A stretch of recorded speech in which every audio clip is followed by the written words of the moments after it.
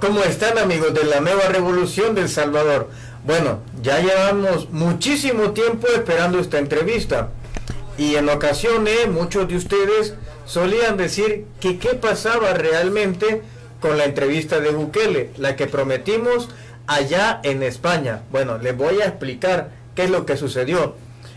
Bukele accedió a dármela, pero sinceramente es que yo soy bastante humano.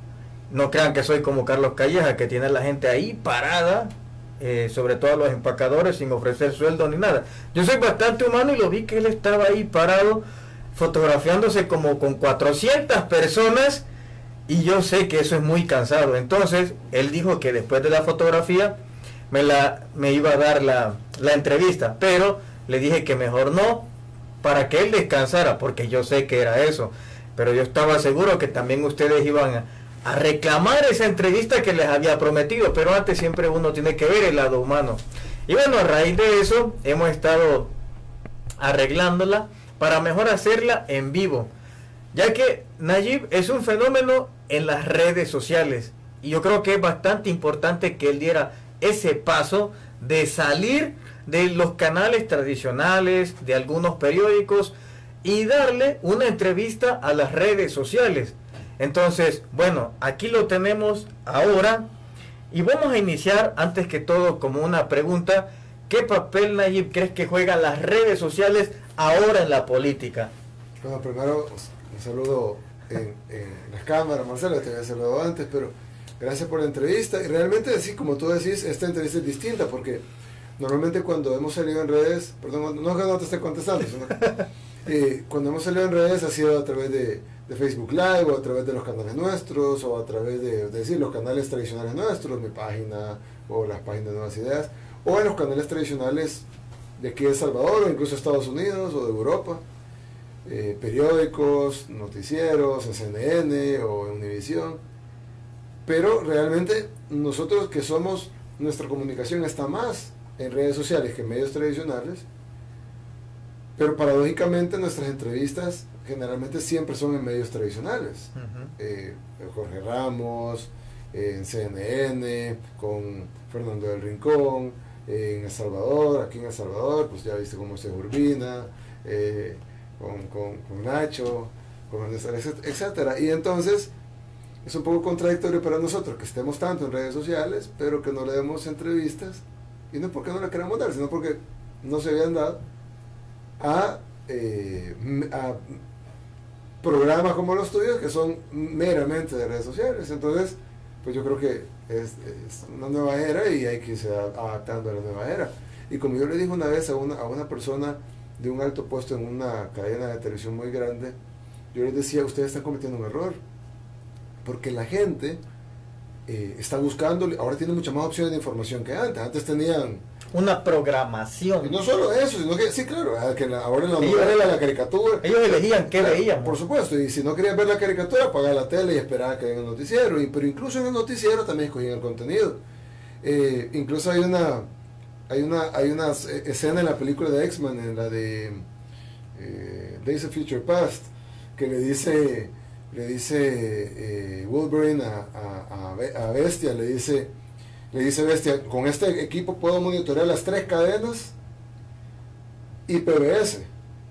Y le dice, y lo van que venía del futuro, le dice, las 3 cadenas, hay miles de cadenas, ¿verdad? Y le dice, sí, y PBS.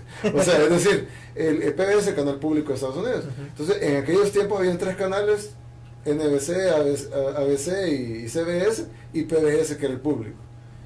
Pero ahora hay miles de opciones en cadenas de televisión y hoy mucho más allá de la televisión con las redes sociales.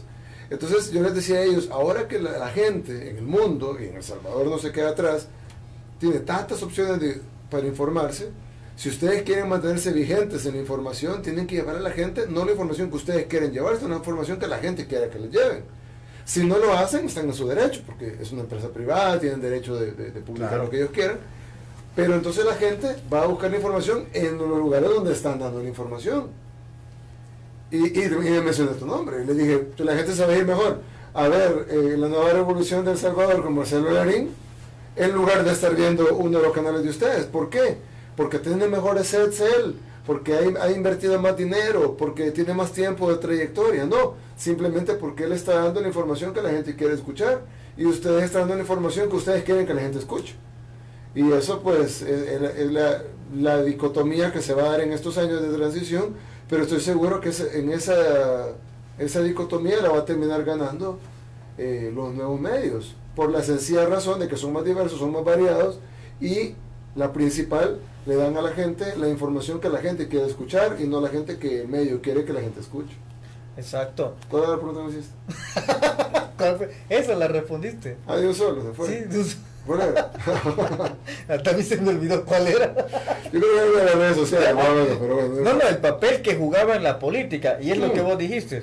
No, pero tú juegas más papel, o sea, se queda corta la respuesta, porque la respuesta que yo te di era más que todo como una competencia entre las redes sociales y los medios tradicionales. Pero el papel que juega en la política es mucho más allá. Fíjate que, independientemente si nos gusta Donald Trump o no, eso es un tema que es de otro debate total, que se tira a la hora de entrevista, porque hay muchos temas migratorios, económicos, TLC, etc. Independientemente de eso, Donald Trump, yo creo que ni Donald Trump sabe cómo ganó las elecciones. Es decir, ¿por qué? O Andrés Manuel López Obrador. Estaba en México cuando pasó. Yo creo que él mismo, bueno, él sí lo dijo, benditas redes sociales. Benditas las redes sociales. Pero yo creo que sí saben, es decir, sí, y bueno, yo no digo que nosotros lo sepamos, pero porque esto es algo que está en estudio, es decir, todavía no se entiende cómo es que funciona. Es decir, todos sabemos cómo funciona Facebook, Instagram, YouTube, etc. Pero creo que no sabemos cómo afecta en la decisión de la gente sobre la política. Porque caen regímenes que tienen, bueno, el caso de Nicaragua, está viendo un régimen que tiene el gobierno ejecutivo, el legislativo, el judicial, la fiscalía, el equivalente al ente contralor de las cuentas, el equivalente a la Corte de Cuentas de El Salvador, tiene la policía, la Fuerza Armada, el partido, tiene el presidente, tiene la presidencia y la vicepresidenta, su esposa. Es decir, tienen todo el control de todas las instituciones del país. Tenían cooptada prácticamente la empresa privada y sin embargo está tambaleando el régimen.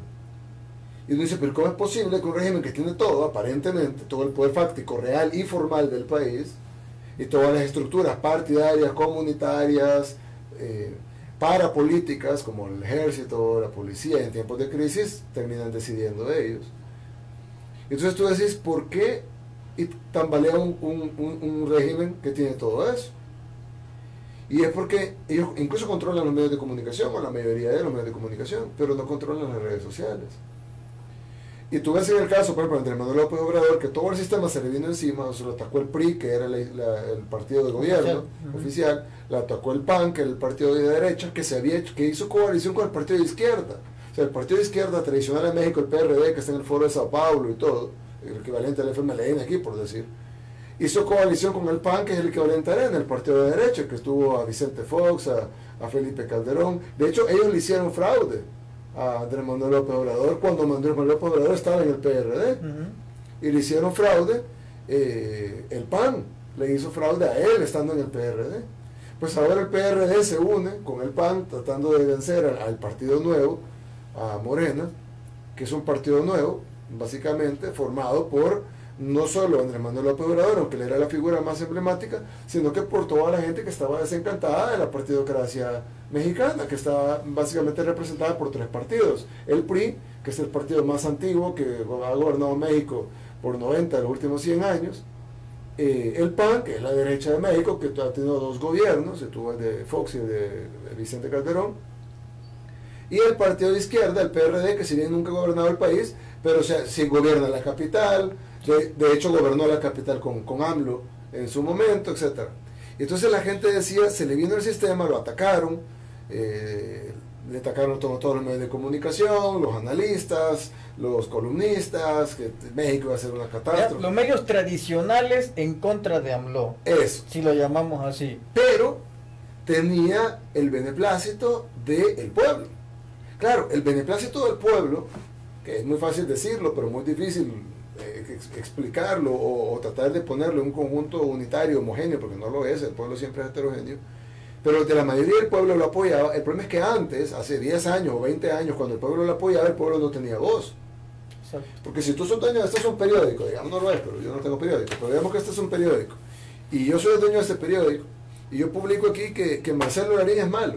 Entonces tú venís y decís, no, pero yo quiero hablar, quiero escribir, que yo no soy malo. Y tú, no te doy chance de que escribas. Y te voy a dar derecho a respuesta, te voy a dar una entrevista. Y luego te entrevisto, pero tergiverso toda la entrevista. Y como el papel aguanta con todo, pongo lo que dijiste, pero lo pongo en otro contexto, saco de contexto de las cosas, pongo medias verdades y al final pongo un titular tendencioso. Y al final hace parecer como, o sea, en lugar de darte derecho a respuesta, te hundí más. El siguiente día analizo tu entrevista y te hundo más. Y el siguiente día pongo analistas políticos a que te hundan más. Ahora, ellos pueden publicar algo, pero tú ni siquiera tienes que aceptarles una entrevista. Y si les aceptas una entrevista y te la tergiversan, puedes subir el video a redes sociales y decir, aquí está la entrevista real, para que ustedes comparen quién está mintiendo. En fin, se hace una lucha entre el pasado y el futuro, entre el acceso a la comunicación actual, que todo básicamente lo tenemos, que alguien como tú puede tener un programa, o tener dos, pero un programa de política, que la gente lo ve, y lo ve porque lo quiere, a la hora que quiere, porque no todo el mundo lo está viendo ahorita, pero lo van a ver en la noche, lo van a ver mañana. Y sí, los medios de comunicación también pueden competir contra ti.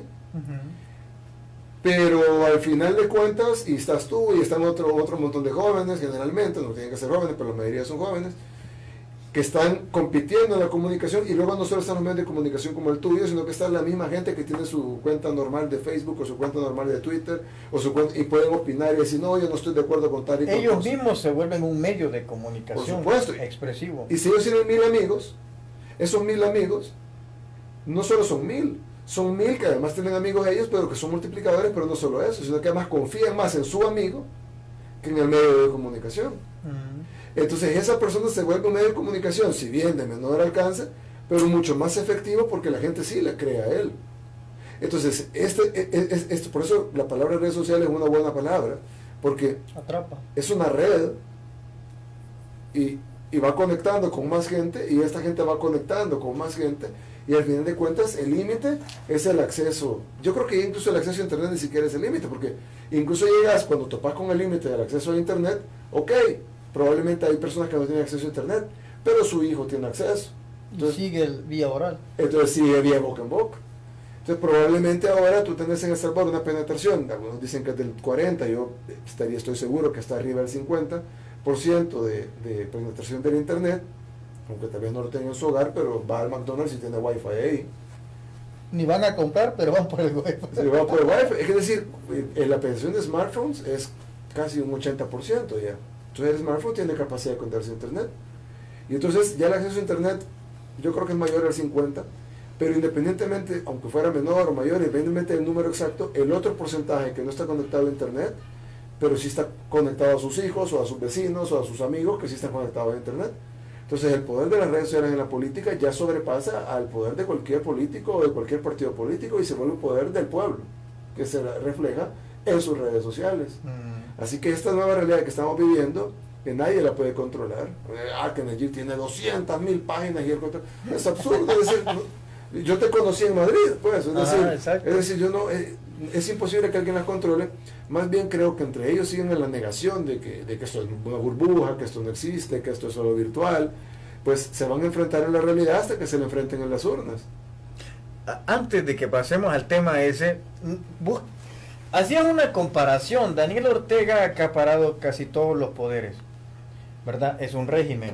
¿Vos crees que nosotros vivimos bajo un régimen? Lo digo bajo el análisis de que creo que lo único que no controla los poderes fácticos es la presidencia. Pero yo, a la lectura que hago, porque a veces tenemos dislexia para poder entender que detrás de los que vemos, de los que votan, de los que levantan la mano, hay un poder que hay mucho más grande, pero está invisible, que puede llegar a controlar el aparato legislativo, el judicial y el legislativo. ¿Crees vos que estamos bajo un régimen, que hay alguien atrás que está controlando todo? Lo digo porque de repente al CD, y lo digo con respeto, pues nadie le hacía caso en eso de lo que lo pueden cancelar. Pero aparece vos, pareciera que los poderes fácticos que en medios de comunicación te calumnian, dicen cosas que no son, se pasan al otro extremo y buscan cómo cancelar el CD. ¿Crees vos que esta situación, que hay un régimen fáctico que hay atrás y que está controlando estos poderes? Sí, al final dice la palabra correcta, porque siempre vivir bajo un régimen. Puedes vivir bajo un régimen democrático, puedes vivir... Pero creo que dijiste la palabra clave. Lo que sucede es que si vivimos bajo un régimen antidemocrático o vivimos bajo un régimen dictatorial, es decir, o como tú llamaste régimen fáctico, es una frase interesante para acuñar. ¿Por qué? Porque en El Salvador, y tú lo decís bien, realmente tú tenés un gobierno, que es el gobierno actual, que ha hecho las cosas mal, digo yo. Ahorita, por ejemplo, están proponiendo privatizar un territorio entero del país. Casi todo el oriente del país lo quieren privatizar. Yo creo que ha hecho las cosas mal. Pero independientemente, y habrán hecho algunas cosas buenas, pero independientemente del gobierno, en nuestro el régimen real, es decir, el régimen bajo el cual estamos sometidos, no es el gobierno.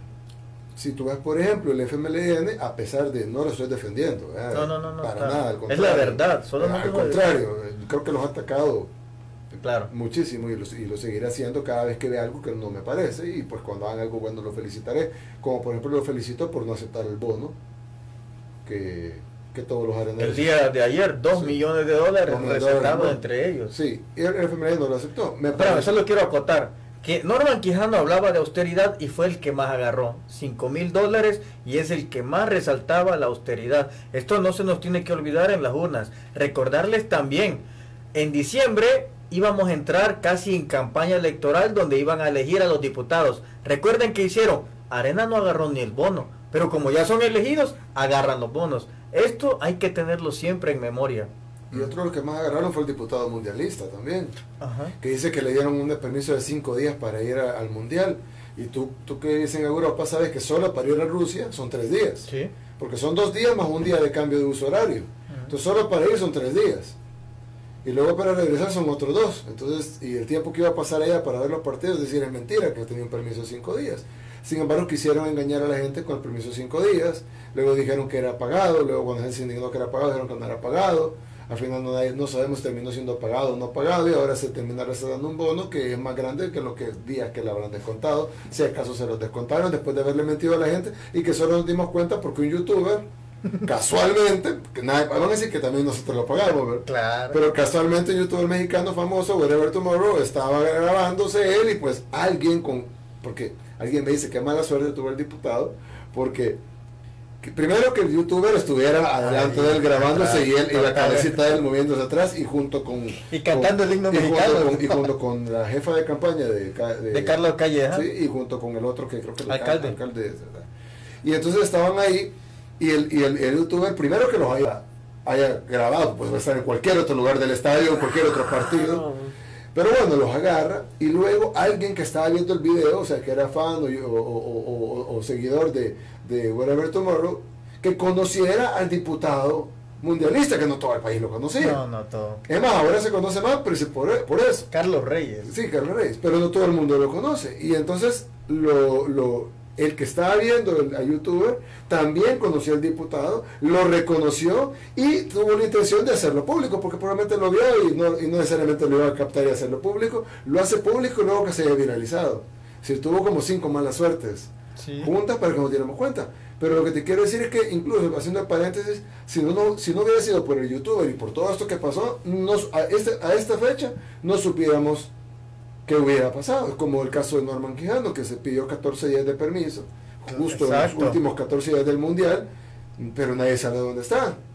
Y mientras un youtuber no lo agarre, pues probablemente no vamos a saber. Probablemente no. Hay que destacar también en ese hecho que pasó, que agarran al diputado jefe de fracción de Arena, él es verdad, Carlos Reyes. Sí, el jefe de la fracción. Luego, de hecho, es recién electo. Recién electo. Y dijeron ellos, vamos a cambiar, vamos a pedir perdón. Pero hay una cosa básica que cuando pedís perdón, es decir, tú puedes perdonar a alguien o no. Claro. Pero si no lo querés perdonar, ok, no lo perdonas, y si lo querés perdonar, lo perdonas. Pero hay 2 cosas básicas. Uno, que no lo tiene que volver a hacer. Y dos, tiene que estar arrepentido. Mostrar el arrepentimiento. Correcto, mostrar el arrepentimiento y no volverlo a hacer. Y de corazón no leído. Sí, correcto. Pero desde el punto en donde no muestra ningún arrepentimiento porque no devuelven el dinero robado, el mismo dinero que ellos han confesado, que agarraron de Taiwán cuando venía para los terremotos, de acuerdo al gobierno de Taiwán, no de acuerdo a lo que digo yo. Entonces, claro, ¿por qué no devuelven ese dinero para dar una muestra de arrepentimiento? Número uno. Y número dos, lo siguen haciendo. Es decir, ¿cómo puedes decir de que estás arrepentido o que pedís perdón, pero volvés a hacerlo con el diputado mundialista? Norman Quijano está de vacaciones, se recetan un bono cuando no tienen apenas mayo, junio, tienen apenas 2 meses y unos días de estar trabajando en la Asamblea Legislativa, van y se cobran los jugosos bonos. Algún diputado salió diciendo que le iba a llamar, que no le gustaba llamarlo bonos, que le iba a llamar salario 13. Es decir, sale con un cinismo. Jefe de bancada recién electo, no es ni siquiera uno de los de antes. O sea, un jefe de bancada. De hecho, este jefe de bancada sale en el periódico El Faro, en donde está cuestionado e investigado por probidad. Número uno. Número dos, hay que destacar un punto que quería decir. La asesora de Carlos Calleja, que es la que fue al Mundial, aparece que tuvo sobresueldos, tomaba sobresueldos, es decir, dinero que no le correspondía, que no declaraba en Hacienda. Eso es corrupción. ¿Y cómo analizamos que Carlos Calleja dice que va en contra de la corrupción, pero tiene de asesora a una presunta corrupta, según aparece su firma ahí en esos recibos, de dinero que no le correspondía? Debería de regresarlo. Entonces, no nos podemos tragar las palabras que dice: voy a combatir la corrupción, cuando tiene a una persona que agarraba sobresueldos, no declaraba ese dinero a Hacienda. No podemos hacerlo. Y no es que no los creamos, es que vemos lo que hacen. Ese es el punto. No, otra cosa, ¿qué hubiera pasado? Porque cuando vino el diputado Carlos Reyes, digamos de que él lo hizo y bueno, fue un error y están arrepentidos otra vez y piden perdón por el error. ¿Qué hubiera pasado en los Estados Unidos o en Europa, en cualquier país de Europa? Hubiera dimitido. Si no era diputado al menos de jefe de fracción. ¿Pero qué hicieron? Nada, al contrario, cuando llegaron a presentar la propuesta del agua, estaba a la par en la foto, como jefe de fracción de Arena. Es decir, ni siquiera lo escondieron. O sea, el cinismo llegó a un punto ya tal, y a mí me preocupa porque cuando alguien es muy cínico en su actuación, y lo hemos visto en la elección anterior, en algunos casos en la elección anterior, cuando alguien es muy cínico en sus palabras, o en las cosas que hace, es porque generalmente tiene la seguridad y la garantía de que puede hacer lo que se le dé la gana. O sea, cuando tú tienes miedo natural de que te puedes pagar por las consecuencias de tus actos, o sea, va a haber consecuencias de tus actos, pues actúas con un poco más de cautela. Sí, correcto, con un poco más de cautela al menos. Pero desde el momento que alguien viene, se va, regresa, sigue de jefe de fracción, ni siquiera lo esconden, lo ponen a la par, le levantan las manos, sí, no, viva nuestro jefe de bancada. El otro viene y saben que yo también me quiero ir. Luego agarran los bonos, $5,000, $4,000, los que menos agarraban, y se los agarran todos, sale la lista y no les importa. Le dicen que devuelvan el dinero y dicen, no, ¿y por qué lo voy a devolver si está en el salario 13? ¿Por qué está tan, es decir, ¿qué los tiene tan seguros de no tener miedo del repudio de la población? Porque evidentemente ellos tienen que saber que hay un repudio de la población y están en elecciones presidenciales a menos de 7 meses. En menos de 7 meses hay elecciones presidenciales. O sea, aunque sea por hipocresía, no deberían de agarrar el bono. Entonces, a mí mi temor es: ¿por qué no están tomando en cuenta las cosas más básicas? Vaya, decir en la mente de ellos, que no, digamos, si no tienen principios, por lo menos estrategia, y decir, hey, no agarremos el bono, no nos va a servir para la campaña, o vamos a dañar la campaña a nuestro candidato, o miren, viene el diputado mundialista, que renuncia a la bancada, ahí después lo vamos a poner, pero por lo menos para que no afectara a nuestro candidato. Pero ni siquiera eso. Entonces, a mí me hace pensar, más allá de las malas intenciones, porque eso ya lo sé, por eso que no me extraña que cobren bonia en esas cosas, pero lo que me preocupa es el cinismo con el que lo hacen.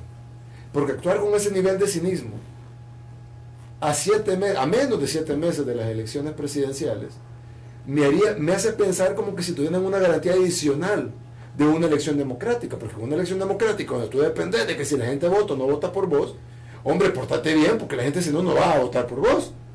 Pero cuando te vale, y hacer lo que haces y decir lo que decís, y cuando te preguntan, sí, ¿y qué? Entonces, parecería como que dijeran, como tienen que, algo seguro ya. correcto, como que si ellos no sintieran que dependen de la decisión del pueblo en las urnas, sino que hay el pueblo que diga lo que quiera porque nosotros de todos modos ya lo tenemos servido. Entonces, a mí más me preocupan los bonos, porque ese dinero puede ir a los hospitales, puede ir a las escuelas. Me preocupa los abusos de nuestros diputados, porque en lugar de estar trabajando se están prácticamente burlando de la población. Pero me preocupa también algo que no se menciona, porque está más oculto, digamos, y es por qué esa actitud tan sin cautela, como tú dijiste, o tan cínica, a un tiempo tan corto de unas elecciones presidenciales, cuando hasta en los peores momentos de Arena, cuando eran gobierno, se portaban bien los últimos meses. Por eso cité el ejemplo, cuando estaban elecciones para diputados, rechazaron el bono. Exactamente, porque no tenían una elección servida. ¿Qué pasa ahora? ¿Por qué ahora no les importa? Bueno, si a la vez pasada, en diciembre, que iban a una elección de alcaldes y diputados, que en teoría es menos importante que la presidencial, rechazaron el bono, porque vivían las elecciones, porque ahora no les importa. Exacto. O sea, ¿quién les garantizó ya las elecciones para que no les importe? Entonces, yo creo que hay otro tema, no es que no dejamos de discutir los otros, pero hay otro tema de discusión en el sentido de qué les da la garantía para que estén tranquilos poniéndose tan cínicos. Para aunque sea no volverse hipócritas. Para ya no volverse hipócritas. Y ser tan sinceros que van detrás del billete. Ajá, a las puertas de una elección presidencial. ¿Quién hace eso? Ni el peor político del mundo lo hace. Parece, y no creo que Arena no tenga asesores o no pueda pagar asesores que les digan, hey, miren, no hagan eso. O lo del agua, por ejemplo. ¿A quién se le ocurre ponerse a discutir la privatización del agua antes de las elecciones? Cuando el 75% de la población está en contra de la privatización del agua. Parecería como que si ya le hubieran dicho, no se preocupen, ustedes ya tienen servidas las elecciones, entonces hagan lo que quieran, sean descarados, quédense con liderar a la gente, pero no importa, porque de todos modos ustedes de alguna manera van a ganar. Bueno, ahorita tocamos el análisis de Arena, y para terminar lo de Arena, te pregunto, por democracia, una cosa buena... No te terminé de contestar lo del poder fáctico detrás de Dale, pues. Sí. En el caso de, fíjate que en el caso del gobierno, o sea, tenemos un gobierno del FMLN, que hace cosas malas, cosas buenas, la mayoría de cosas a mí no me parecen, como esto de las sedes, pero bueno, harán cosas buenas como no pagar los bonos, aunque eso es de la asamblea. Pero realmente el poder no lo tienen ellos, no lo tienen. Lo tuvieron, por lo menos el formal lo tuvieron en tiempos de Mauricio Funes, en el primer año del gobierno de Sánchez Serén tuvieron el poder formal, es decir, tenían la presidencia, con todos los ministerios, con todo el poder de la presidencia, y tenían la mayoría en la Asamblea Legislativa. La dejaron de tener hasta hace 2 meses, 10 días. Por eso cuando el frente dice, es que no tenemos la mayoría, es que la culpa es que la derecha tiene la mayoría, hombre, si la tuvieron por 9 años. Sí. O sea, el FMLN con sus aliados en la Asamblea tuvo mayoría, incluso calificada en algunos casos, luego solo simple, pero tuvieron mayoría en la Asamblea Legislativa durante 9 años. Desde el 2009 que gana Mauricio Funes, 2014 que entra el profesor Salvador Sánchez Serén, y las elecciones y el 30 de abril del 2018, es decir, hace 2 meses, 10 días, el FMLN tuvo el Ejecutivo y la mayoría del Legislativo. Y ahora la excusa es de que Arena tiene la mayoría en el Legislativo, lo cual es cierto. Pero eso solo tiene 2 meses, 10 días de ser así. Pues bien, pero cuando tú hablas del poder fáctico, y eso sí es real, hay un poder que es mucho más fuerte que el mismo gobierno, aún con mayoría en la Asamblea Legislativa, que es el poder que Arena nunca perdió. El poder judicial, el fiscal, los medios de comunicación. ¿De qué sirve que tú tengas un poder formal? Si ellos pueden venir y decir, esta persona robó. ¿Quién dice? Yo, el medio. Lo publico y lo pongo en portada. ¿Ok? Mañana el otro medio lo puso en portada y salen los noticieros. Luego tengo el fiscal, ábrale una investigación. No encuentra nada en la investigación, ábrale otra. No encuentra nada en la investigación, ábrale otra. Después de 60 investigaciones y no encuentra nada, pues le abre otras 3. Pero la idea es tenerlo ocupado en tribunales, tenerlo en jabón, ¿verdad? Y Claro, que nada teme, está bien, que investiguen lo que quieran investigar, pero denle con todo. Luego, le hacen un examen, tienen probidad, háganle un examen, le hacen un examen durante año y medio, no le encuentran ni un centavo. Miren, no encontramos ni un centavo, no le podemos mandar a juicio porque no le encontramos ni un centavo. Ok, pero entonces investigan. Pero mire, ya lo investigamos, sí, pero hoy hagamos la investigación fiscal. Entonces, y si te quejas, luego tienen analistas, pseudoanalistas, analistas prepago, columnistas, plumas pagadas, periódicos, noticieros, entrevistas, entrevistadores, entrevistados, panelistas, partidos políticos, un Tribunal Supremo Electoral, y todo a trabajar en contra de lo que ellos consideran un antisistema. Mira, en ese punto yo he ido notando todo lo que vos decís, pero cuando se unen todos, fíjense, esta lectura que he venido haciendo, yo tengo un canal de conspiraciones y entiendo cómo actúan los poderes fácticos, pero eso que dice Bukele, que todos se unen y aparentemente quieren mostrar su músculo de poder, lo que muestran es debilidad. Y lo digo ¿por qué? Porque antes se necesitaba la prensa gráfica sacar algo y todo el mundo creía. Pero como ya nadie les cree, tienen que invertir en plumas pagadas, un grupito de analistas que salen en una biblioteca, tienen que ocupar todo lo que puedan para poder incidir un poquito en la gente. Es decir, es como un equipo de fútbol, ¿verdad? Cuando hay un equipo que es débil, el Real Madrid mete a los débiles. Cuando se va a enfrentar con el bueno, mete a todas las estrellas. Es lo mismo que está acá. Cuando ustedes ven que se está hablando de alguna cosa, alguna temática de Bukele y está en todos lados, están demostrando debilidad. Entonces todos se unen, todos contra Bukele. Y es ahí un efecto boomerang que es bastante interesante. Yo te comparaba con Mauricio Funes. Mauricio Funes, no, en el aspecto, sin ofender. Por favor. Mejor insultarme. En el aspecto en donde Funes fue como un breve experimento para ver qué sucedía y luego con vos, porque me fijé, utilizaron probidad y ahí salió él que debe y que robó. Él. Y luego te la aplicaron a vos. La misma. Luego. La misma investigación, solo que más larga, porque la de él creo que duró como 6 meses. Fue más fácil. La de duró año y medio. Sí, rapidito. Rapidito la llave. Y me pidieron, pero me pedían cheques de hace 6 años. Yo le decía, no lo tengo, consígalo. Y me tocaba pedirle al banco el microfilm y para mandarle, para que vieran cheque por cheque. Y después de año y medio de investigación no lograron encontrar nada. Pero, y tú mencionaste otra cosa, de esto de cuando se unen. Por ejemplo, el caso del CD. Fíjate en el caso del CD. Mira qué absurdo. Nosotros dijimos, vamos a formar un partido. Sí. Vamos a formar un movimiento que se va a convertir en partido político. Eso lo anunciamos el 15 de octubre. Dicen, ¿y por qué no metió los papeles el 16 de octubre? Bueno, no metimos los papeles el 16 de octubre porque la ley dice que tú no puedes presentar un partido político 6 meses antes de una elección. Entonces, como habían elecciones el 4 de marzo, no podías presentarlo febrero, enero, diciembre, noviembre, octubre, septiembre. 4 de septiembre, el último día para presentar solicitudes de partidos políticos. Y como yo anuncié el 15 de octubre, porque mi pleito con el Frente no fue, a mí no me sacaron del Frente el 4 de septiembre ni antes, entonces presentamos y no se puede presentar hasta que estén en firme los resultados. Los resultados, dijeron ellos que iban a estar en firme una semana después de las elecciones, es decir, el 11 de marzo. Pero terminaron estando en firmes el 4 de abril, exactamente un mes después. ¿Cuándo era el último día para convocar elecciones primarias? El 3 de abril. Entonces nosotros teníamos que esperar por ley hasta el 4 de abril. El 4 de abril vamos, presentamos nuestros papeles y decimos, denos tiempo para sacar las firmas. Nos dan 90 días para conseguir 50.000 firmas, en 3 días conseguimos 200.000 firmas.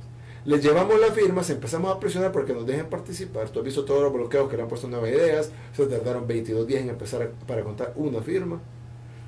Terminaron de contar y se tardaron más de 2 semanas en publicar los resultados. Hasta hoy que estamos haciendo esta entrevista, salen publicadas las 244 páginas en Diario El Mundo de las 176.000 firmas que el tribunal nos validó. Porque, como dijo el presidente del tribunal, Julio Olivo, 25.000 firmas no las validaron. Entonces, 176.000 que sí las validaron, aunque con esas tenemos para hacer 3 partidos y medio. 3 partidos y medio, todavía nos sobran 1.000 firmas. Salen publicadas hoy en Diario El Mundo. 2 semanas y media después casi 3 semanas después de que terminaron de contar. Y ojo, empezaron a contar 22 días después de que presentamos las firmas. Está dilatando, etc.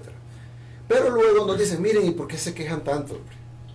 Ya no se estén quejando. Inscríbanse con un partido legalmente inscrito. Y se acabó el problema. Ya dejen de berrinche, ya dejen de tal. Entonces, ok, vamos a hacer eso pues. Vamos a continuar inscribiendo nuevas ideas, y nuevas ideas va a salir a tiempo, pero no va a salir a tiempo para llevar una candidatura sin necesitar una coalición. O sea, va a poder participar, va a estar en la papeleta, la bandera de nuevas ideas va a estar en la papeleta, pero necesita una coalición para amarrarse con un partido que sí haya convocado primarias en el tiempo que dicen ellos que tenía que hacer. Ok, vamos a hacer lo que ustedes dicen y vamos a buscar un partido legalmente inscrito. ¿Qué partidos tenían procesos? Primero buscamos qué partidos tenían procesos de cancelación, porque no te metas con un partido que tiene un proceso de cancelación. Y si tú revisas la portada de la prensa gráfica, el diario de hoy, la misma información que el tribunal dio, fue que habían 3 partidos en proceso de cancelación: el PSD, el FPS y el PSP. Eran los 3 partidos en proceso de cancelación. No lo digo yo, lo dice el tribunal. Lo dijo el tribunal. Fue la información que dio el tribunal y la información que salió publicada en todos los medios de comunicación. Entonces nosotros no contactamos al FPS, no contactamos al PSD y no contactamos al PSP, con quien incluso yo fui en coalición para la alcaldía de San Salvador. No los contactamos. ¿Por qué no los contactamos? Porque tenían un proceso de cancelación. Entonces nos fuimos únicamente a los partidos que no tenían proceso de cancelación. Y de los partidos que no tenían proceso de cancelación, ¿quién es el partido que estaba más limpio? Para poder ir a la población que quería en un partido limpio como Nuevas Ideas, ¿quién es el partido que estaba más limpio? CD. Y sin proceso de cancelación, porque podían haber otros que estaban limpios también, como el FPS, por ejemplo, no tiene ningún caso ni nada, pero estaba en proceso de cancelación. Entonces no tocamos a los de que tienen proceso de cancelación, vámonos con uno que estaba firme, y nos vamos con el CD. Y de repente solo lo anunciamos, o solo se corrió el rumor que lo íbamos a anunciar, y salieron con que tenía un proceso de cancelación pendiente en 2015. Solo que no en el tribunal, sino que en la sala de lo constitucional. Alguien va a decir, hombre, pero bueno, si hay un proceso de cancelación, pues tiene que estudiarse. Ojo, primero no tiene un proceso de cancelación. Lo que pasó fue que en el 2015 tuvo un proceso de cancelación, el cual el CD lo ganó. Pasó todo el 2015, nadie dijo nada. Pasó todo el 2016, nadie dijo nada, años enteros. Pasó el 2017, nadie dijo nada. En el 2017 el CD anuncia que va a competir en las elecciones de 2018. Nadie dice nada. Hacen campaña política y nadie dijo, hey, miren, ese partido tiene un proceso pendiente de cancelación. Nadie dijo nada. Hacen campaña para alcaldías, para diputados. Nadie dice nada. Hacen coaliciones, inscribieron candidatos, inscribieron coaliciones. Nadie dijo, hey, miren, pero ese partido, nadie dijo nada. Van a elecciones, imprimen las papeletas y va a la bandera del CD y dicen, hey, miren, no impriman esa papeleta porque ese partido tiene un proceso de cancelación. Nadie dijo nada. El día de las elecciones nadie dijo, algún analista de esos que salen con los libros atrás, o alguien, un columnista, y miren, el CD no voten por él porque tiene un... Nadie dijo nada.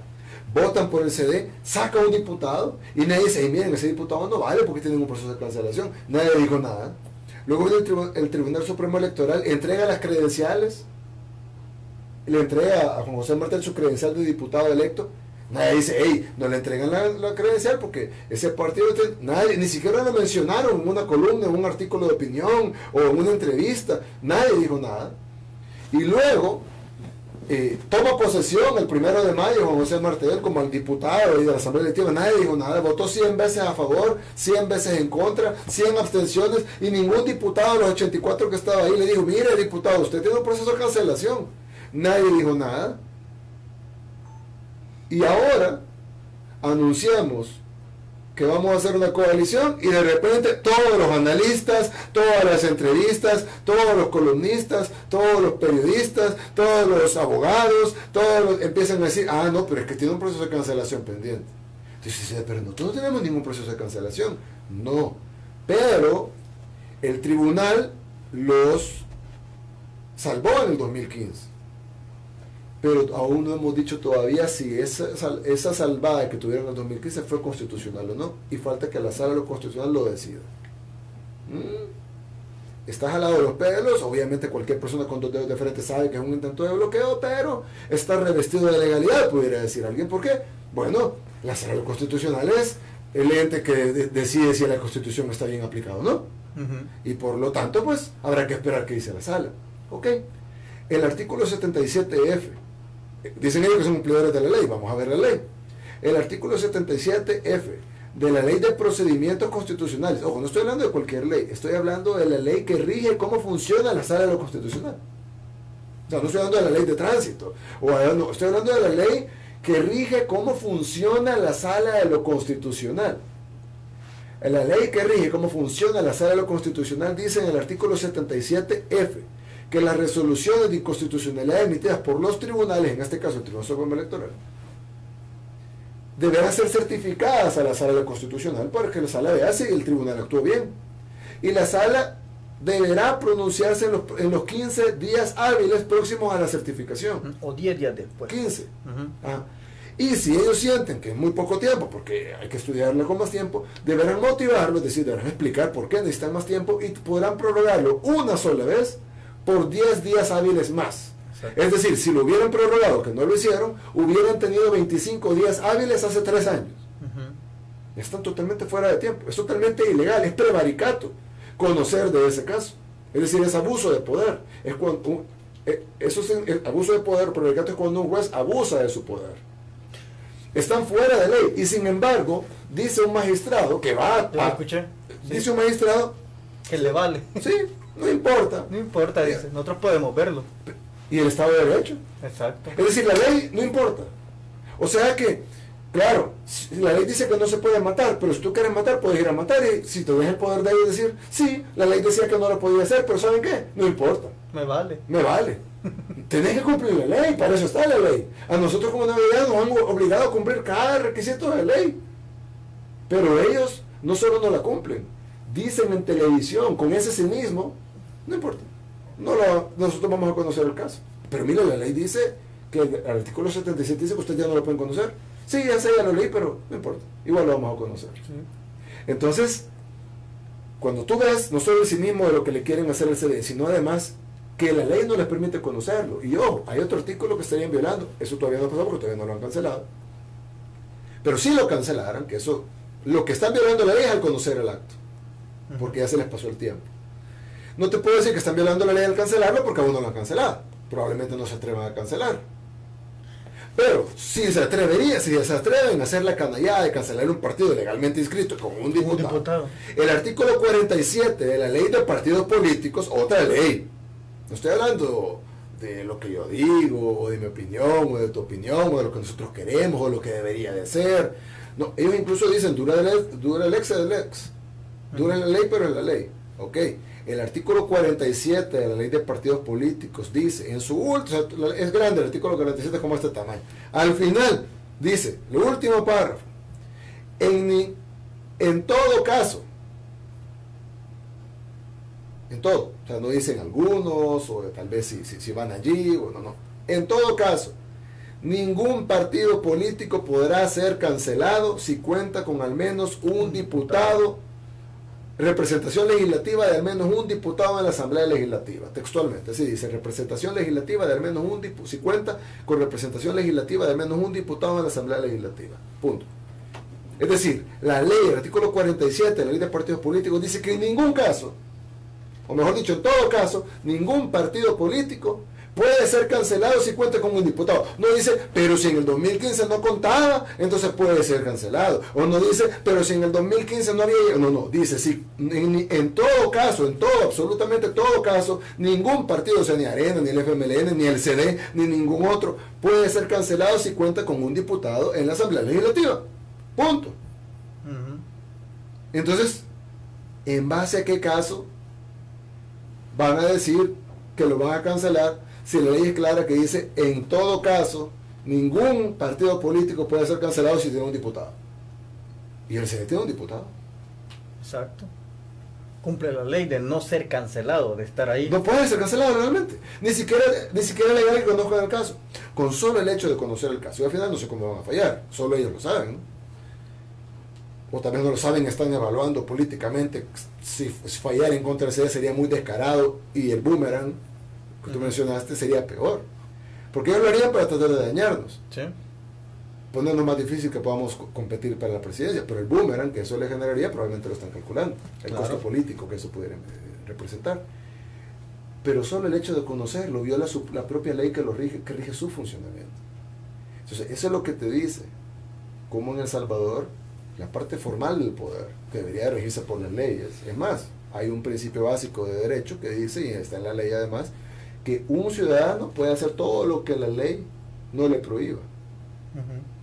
Pero un funcionario solo puede hacer, en su calidad de funcionario, solo puede hacer lo que la ley le manda. Es decir, un funcionario no puede decir yo puedo hacer todo lo que la ley no me prohíba. No, en su calidad de funcionario únicamente solo puede hacer lo que la ley explícitamente le otorga.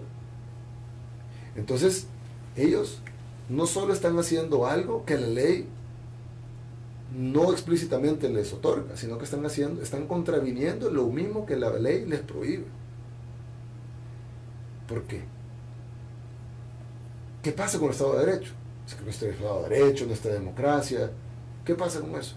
Lo que sucede es que está viviendo en un sistema donde no hay Estado de Derecho definitivamente, donde las decisiones no se toman en base a lo que dice la ley o en base a la justicia, sino que se toman con base a lo que quieren los mismos de siempre, que no les gusta que les digamos así, pero son los mismos que son los de siempre, en base a lo que ellos quieren, con base a lo que ellos quieren, y al final de cuentas se resuelve con base en la conveniencia que ellos tienen sobre esa resolución.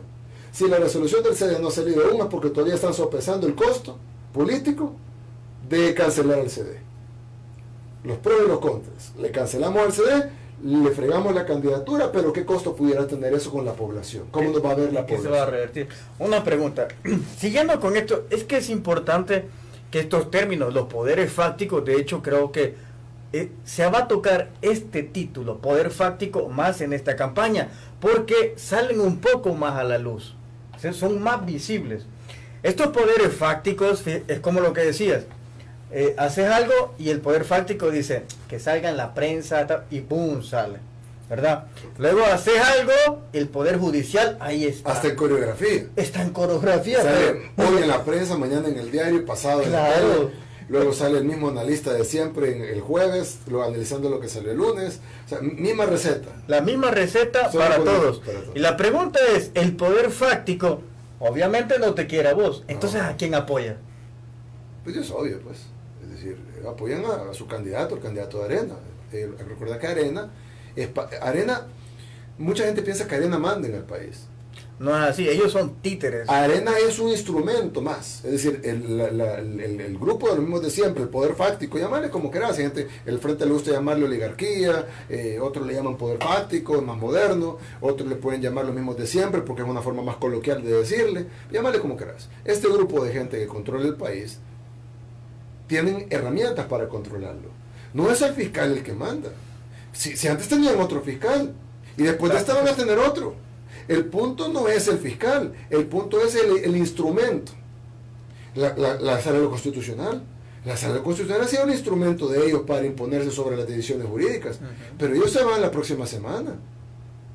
¿Tú crees que ellos van a renunciar al a tener control sobre el Poder Judicial? Ahí están arañándose para elegir otro Poder Judicial igual de dócil a las decisiones de ellos. Es decir, ¿por qué tanta pelea por quiénes van a ser los nuevos magistrados de la Sala Constitucional? Porque se acabaron los 9 años formales que tenían. Entonces ahora necesitan poner otros que suplanten a estos formalmente, pero que fácticamente sea lo mismo, porque responden a los mismos intereses. Una continuidad de un gobierno fáctico. Del gobierno fáctico. Claro, el gobierno formal no puede tener continuidad porque la ley no lo permite. Exacto. Entonces, después de 9 años se tenían que ir. Por ahí estuvieron evaluando si iban a tirar una sentencia donde ellos se podían quedar. Pero era demasiado burdo y demasiado canalla, y entonces la gente dijo, no, eso no lo vamos a aceptar, y dijeron, no, mira, hagamos algo, mejor negociemos que las personas que suplanten a estas personas vayan con la misma línea. Exacto. Entonces, al final de cuentas, la Sala Constitucional no es un poder fáctico, la Sala Constitucional es un poder formal. es el poder fáctico el que está detrás, instrumentalizando la sala constitucional, de la misma manera que instrumentalizan la fiscalía. El Tribunal Supremo Electoral es un poder real y formal. Todo país debe tener un ente electoral. El problema no es el Tribunal Supremo Electoral. El problema es la instrumentalización del Tribunal Supremo Electoral por los poderes fácticos. Los medios de comunicación, todos países están en medios de comunicación. Muchos de ellos, la mayoría de ellos en manos de empresas privadas. Eso no es el problema, que haya medios de comunicación privados. Ojalá hubiera más, para que haya más pluralidad. El problema no es ese. El problema ¿cuál es? El problema es la instrumentalización de los medios de comunicación por los poderes fácticos. Partido de derecha, claro que tiene que haber de derecha, entre comillas, ya ahora eso de derecha, izquierda, ni ellos se la creen. Pero partido de derecha, eso tiene que ir en todo país. El problema no es la existencia de Arena. A mí no me gusta para nada con su himno de muerte y casi venerando al mayor Dabuizón. Pero bueno, tienen derecho a existir como partido. El problema no es la existencia de Arena como partido. El problema es la instrumentalización del partido por medio de los poderes fácticos. Caso del candidato. El candidato podrá tener muchas falencias o deficiencias como candidato. No sé, como candidato. Pero eso no es lo más preocupante. Sus deficiencias como candidato o no, o sus virtudes, vaya, si querés ponerlo al otro lado, no es lo más preocupante. Es a quién responde. Así como el Tribunal Supremo Electoral. Si el problema del Tribunal Supremo Electoral no se llama Fernando Arguello Telles, que es el magistrado que puso Arena. No, es a quién responde. Exacto. Si las órdenes para que le lleguen a él de parte de Arena, que además vienen de más arriba, vinieran, miren, aprueben Nuevas Ideas rapidito, Fernando Arguello Telles fuera el primero que estuviera aprobando Nuevas Ideas rapidito. Pues el problema no es Fernando Arguello Telles. Él es la cara. Él es el poder formal en el tribunal. Julio Olivo, en el caso del FMLN. El poder real es el poder fáctico. Entonces el problema no es Fernando Arguello Telles. El problema es a quién responde Arguello Telles. De la misma manera el problema no es el candidato de Arena. El problema es a quién responde el candidato de Arena. El problema no son los diputados de Arena.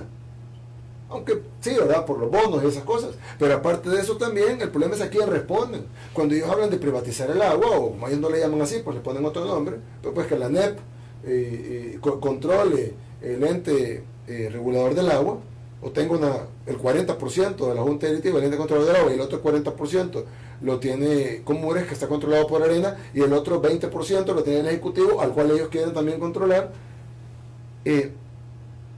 No es porque un diputado un día se levantó y dijo, hombre, hagamos una ley, pongamos a la NEP en el ente controlador del agua. Es porque los poderes fácticos instrumentalizan a los diputados para que estén ahí. La misma NEP no es el problema. Si los grandes empresarios no están en la NEP, si tú ves los nombres de la NEP, son empresarios medianos. Los grandes empresarios no están en la NEP. La NEP es otro instrumento. La Cámara de Comercio, la ASI, FUSADES. La ASI donde estaba Simán. ¿Dónde estaba Simán? Bueno, de hecho, hay que resaltar que otra cosa, Carlos Calleja dijo que iba a estar en contra de la corrupción. Ustedes se recordarán, ahí estaba Javier Simán, que le mando un saludo, que hicieron fraude para ganar. Entre ellos mismos se hacen fraude, entre ellos mismos se traicionan. La pregunta es, ¿ustedes creen que al pueblo no lo van a traicionar? Si entre ellos mismos se comen, esto es solamente para que lo piensen cada uno de los que están viendo. Entre ellos mismos, Javier Simán, que suelta el billete, y lo traicionaron a él porque la elección de Carlos Calleja fue fraudulenta. Ahí mismo salió denunciando él que ocupaba los carros de la alcaldía para transportar gente que iba a votar por Carlos Calleja. Desde ese momento tenemos que analizar cómo son las cosas. Y cuando hay un candidato que en este caso en redes sociales ya lo bautizaron, le dicen Caca, que es la iniciales de Carlos Calleja. Así es como lo dicen y hay que decirlo. El pueblo así lo ha bautizado, no sé si es por cariño o por desprecio, por cualquiera de las dos. Pero no hay que dejarnos influenciar por esos cantos de sirenas que vienen. Y antes, Nayib, en ese contexto, cancelan el CD. ¿Qué va a pasar con vos? No, nosotros,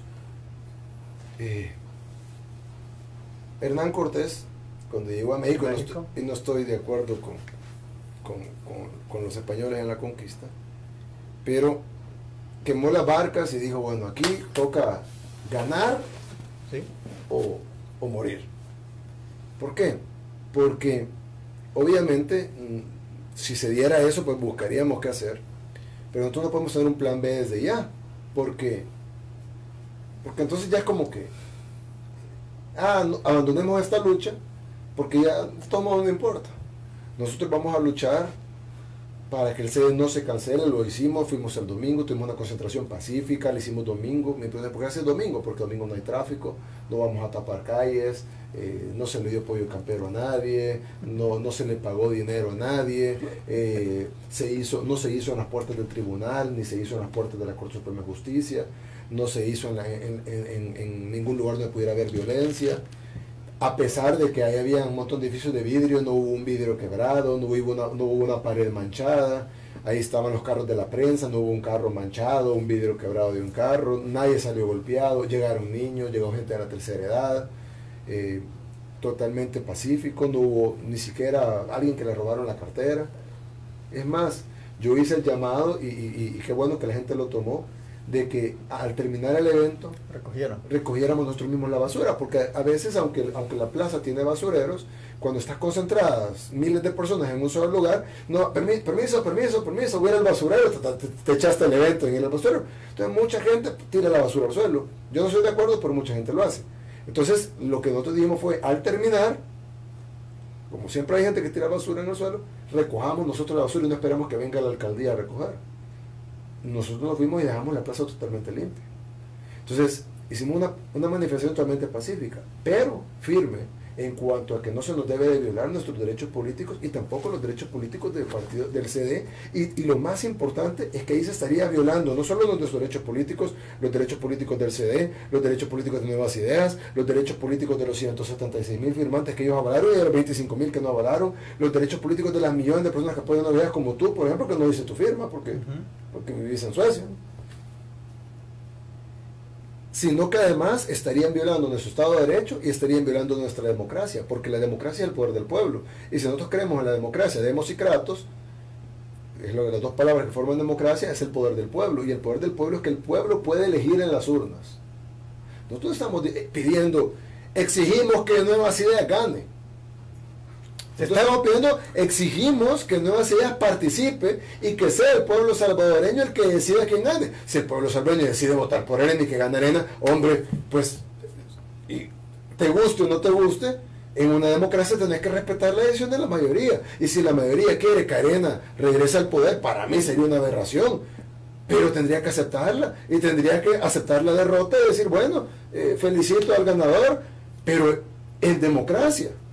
Pero ellos quieren ganar por default, ellos quieren ganar por default, ellos quieren llegar al partido como en Venezuela. Empezaron a quitar los partidos políticos para que ganara Maduro. Se están convirtiendo ellos en lo que criticaban. Ellos critican Venezuela y que El Salvador se va a convertir en Venezuela. Pero fíjate una cosa bien interesante. Y no es de nuevo una flor al frente, porque económicamente el frente... No, vamos a tocar eso. El país lo tiene muy mal. Pero en cuanto a democráticamente hablando, los que están bloqueando partidos políticos ahí, aquí no es el FMLN, es Arena. Y ellos critican a Venezuela porque bloquean partidos políticos y inhabilitan candidatos. En Venezuela inhabilitaron a Capriles. 10 años de inhabilitación le clavaron. Era gobernador del estado de Miranda y ahora ya no puede ser ni gobernador. Elige el pueblo venezolano, mal o bien, es la decisión del pueblo, eligen 80% de la Asamblea Nacional de oposición. ¿Y qué hace Maduro? De un plumazo, elimina a la Asamblea Nacional y crea otra asamblea afín a él. Entonces, ¿qué es lo que te quiero decir con eso? Ellos critican eso. Y se convirtieron en ¿Y qué es lo que ellos hacen? Lo mismo. Y no nos están tratando de inhabilitar a nosotros. Por medio de Nuevas Ideas no pudieron, nos fuimos con el CD. O sea, nos inhabilitaron la candidatura. Luego nos fuimos con el CD, ya no podían, ahora quieren desaparecer el CD. Si logramos vencer en esa batalla y logramos que no cancelen el CD, van a buscarse otra forma de inhabilitar. Eso es como que tú veas un partido de fútbol y vaya, va a jugar tal equipo con tal equipo, pero este equipo lo que quiere es que quítame a todos los jugadores del otro equipo. Voy a ganar yo. Quítame los buenos. No, quítame a todos. Voy a jugar yo. Voy a echar los goles. Y ya gané 100-0. Y se les van a poner sus medallas, su trofeo. Usted ganó 100-0. Pues claro, si no había portero, le quitaron todos los jugadores. Juguemos de verdad. Fair play. sin meternos zancadilla, sin utilizar, sin comprar el árbitro, sin comprar las reglas, sin inhabilitar al otro equipo. Juguemos un partido de fútbol y que gane el mejor. Y si tú ganas, pues está bien, te lo ganaste. Y si el otro gana, pues ni modo, el otro ganó. Pero juguemos el partido como debe de ser. De igual manera acá, vamos, nosotros no estamos pidiendo que Nueva Ideas gane. Nosotros estamos pidiendo que se nos deje concursar en democracia. Y que vayamos a las urnas el 3 de febrero y que el pueblo salvadoreño decida. Otro punto de comparación en que Arena critica algo y se convierte en ello. Los manifestantes para el partido Arena son héroes, se manifiestan aquí, Arena nos llama terroristas. Es decir, ahí es donde quiero que empecemos a ver el trato que nos dan. En lo que ellos critican se están convirtiendo. Entonces, es eso lo que tenemos que tener siempre en cuenta. Es más, el Emilio Correa, hay que resaltarlo, andaba hasta regalando CDs para que la gente vote por él. La gente lo apoyó, no sé si el mix de reggaetón estaba bien y la gente le dio el voto. Llega a la asamblea, los estudiantes llegan, se manifiesta. Él, en vez de apoyar a los estudiantes, fue a denunciarlos a la fiscalía, a los mismos estudiantes. Ellos nunca van a estar a favor del pueblo. Son cosas que quiero que destaquemos en esto. Ahora voy a dar otro tópico, y en el caso del FMLN, porque hablamos ya de Arena, ¿qué me podrías decir vos bueno del FMLN y malo? Algo bueno que vos sientas que es del FMLN y algo malo. Algo bueno fueron los programas sociales que se implementaron en el gobierno de Mauricio Funes. Yo creo que Mauricio... Que si bien no se están ejecutando bien, hay muchas quejas de la ejecución, que han quebrado a muchos ganaderos, han quebrado a muchas personas de los talleres, mucha gente de la escuela se queja de que cuando les llegan los zapatos ya no les quedan a los niños, etcétera. Sí, pero yo siempre he dicho dos cosas. Primero, algo mejorable no quiere decir que sea malo. Número dos, el salvadoreño es listo y lo que hacen ahora las muchas madres o padres es que si el niño está ya 5, dicen que está ya 6, para cuando venga el zapato le quede bien. Pero yo me hago una pregunta. Arena, que critica lo mal ejecutado de los programas sociales, sí, es cierto, el Frente se tarda 6 meses a veces en dar los zapatos. ¿Y Arena? ¿Cuánto se tardaba en dar los zapatos? Se tiraron 20 años y no dieron un par. Es decir, mal que mal, el FMLN da 1.200.000 pares de zapatos al año para los niños de las escuelas del sistema público. ¿Que esa es la solución a la educación? No, hombre, por Dios, si el sistema educativo está, pero pésimo. Hay que arreglar. Yo puse una lista, di al maestro, de algunas de las cosas que se podían hacer para el sistema educativo, y solo son algunas. Pero eso no quiere decir que muchos niños en el país aprecian sus zapatos, aprecian sus uniformes, aprecian ese vaso de leche. Yo te digo, a mí que me den un vaso de leche, pues yo no quiero un vaso de leche. Pero hay niños que esa es la comida del día. Exacto. Es decir, hay niños que tener un par de zapatos, que tener un uniforme, esa es su ropa. Para no tener que llegar a la escuela con el pantalón roto o con una camisa rota, sino que puede llegar a la escuela y sentirse igual que sus compañeros. Entonces, hay cosas que se hicieron en el gobierno, sobre todo en el primero, aunque es de los que más critico yo, porque su presidente salió malo, ¿verdad? Pero hay cosas que se implementaron en ese gobierno que todavía, que no solo hicieron ganar el FMLN en el 2014. Exacto. Sino que todavía es todavía las banderitas que le quedan al FMLN. Son de ese gobierno. De ese gobierno, porque este gobierno no ha hecho nada. Ese es el punto que Pero en el anterior, pero tú me preguntaste que si podía decir algo bueno, sí. No, pero es que lo digo de frente. Y puedo decir dos cosas. Solo te quería decir para que no quede como que no quise decir algo bueno. Zapatos, bueno. Perfecto, no, se puede mejorar, pero está bien que lo hayan dado. Uniformes, bueno. Perfecto, no, pero está bien que lo hayan dado. Vaso de leche, bueno. Perfecto, no, pero muy bien que lo hayan dado. Ciudad Mujer, bueno, muy bueno. Perfecto, puede sacarle que puede ser mejor, pero un muy buen proyecto que ha sido premiado incluso internacionalmente. Es decir, el FMLN ha hecho cosas que Arena no hubiera hecho. Y el otro punto que yo lo dije una vez en televisión, que yo creo que fue bueno que seguir, lo único, digamos, que le agradezco al expresidente Funes, es de que se puso en el debate a la gente de escasos recursos. Porque antes no se tocaba el tema. Ahora tú ves diputados, la gente diciendo, mire, tal vez ese dinero, los uniformes, mejor habría que invertirlo en tal lado. Ok, pero cuando ellos estaban en el gobierno no le invirtieron ni en este lado ni en el otro, sino que mejor se lo robaron. Es decir, por lo menos ahora, es que los 50 millones que se invierten en uniformes y paquetes escolares es mucho dinero, para eso mejor hay que invertirlo en infraestructura. Ok, pero por lo menos ahora hay 50 millones para eso. Antes no había 50 millones para eso. Entonces, si hay algo que hay que agradecerle al gobierno de Mauricio Funes, es que por lo menos se inició el debate, aunque no se solucionó muy poco de la precariedad con la que vive nuestra población y la población de reciente, el FMLN, que esperaban el cambio, y después de 9 años, en un montón de cosas hemos retrocedido, un montón de impuestos nuevos, y los programas sociales pues no compensan todo lo demás, y además eso es lo que se hizo hace casi 9 años, y todavía quieren seguir usufructuando de esa acción, pero antes no teníamos ni siquiera eso, ni siquiera tenemos el debate de eso. Ahora por lo menos tenés a los areneros debatiendo si eso está bien o si se puede hacer algo mejor. Pero antes no lo debatían, porque en sus 4 gobiernos nunca debatieron si se podían hacer esos programas o si podía hacer algo mejor. Entonces, si hay algo bueno que hay que darle al frente, es que por lo menos se puso en el debate la discusión. ¿Y lo malo?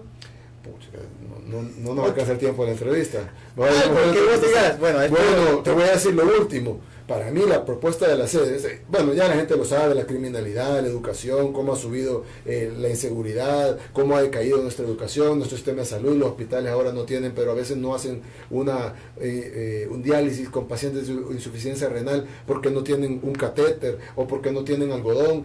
Enfermeras, que me lo han dicho a mí, ahorita que hemos estado consultando para hacer la plataforma de gobierno, me han dicho a mí, enfermeras a veces usan bolsas plásticas porque no hay guantes de látex. Yo le digo, mire, pero las bolsas plásticas no tienen dedos, o sea, no pueden manipular igual. Pues es eso, o tocarlo con la mano, entonces contaminaríamos lo que estamos tocando. Doctores que no pueden cambiar la hoja del bisturí y tienen que cortar con una hoja sin filo, o sea, casi serruchando al paciente en lugar de poderlo poder abrirle la incisión con un bisturí bueno. No tienen la iluminación necesaria. Doctores residentes que en lugar de estar aprendiendo y con ese gran cuerpo de doctores que están aprendiendo y a la vez trabajando y dándole salud a nuestro pueblo, los tienen apretando ventiladores manuales a pacientes que necesitan tener un ventilador mecánico. Y entonces, ¿qué pasa? Esos ventiladores manuales sirven para trasladar, digamos, en una ambulancia. Entonces tú te llevas al paciente, lo desconectas y para que no se vaya desconectado de la ambulancia todo el camino al otro hospital, lo llevas con un ventilador manual, que es básicamente una bomba de plástico.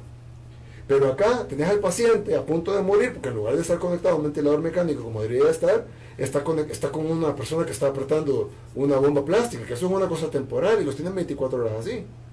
El otro problema es que el médico, en lugar de estar aprendiendo, está apretando una bomba de plástico. Entonces su año de aprendizaje, su año social que debería estarlo haciendo, su año de residencia que lo debería estar haciendo para aprender en el hospital, está aprendiendo a apretar una bolsa de plástico, a bombear. Y el tercer problema es que nuestra población, que puede tener esos centenares de médicos atendiéndolos o colaborando en la atención con los doctores que ya están graduados, en lugar de estar haciendo eso, están ocupados haciendo esto de todo su turno. Entonces, ¿qué es lo que sucede?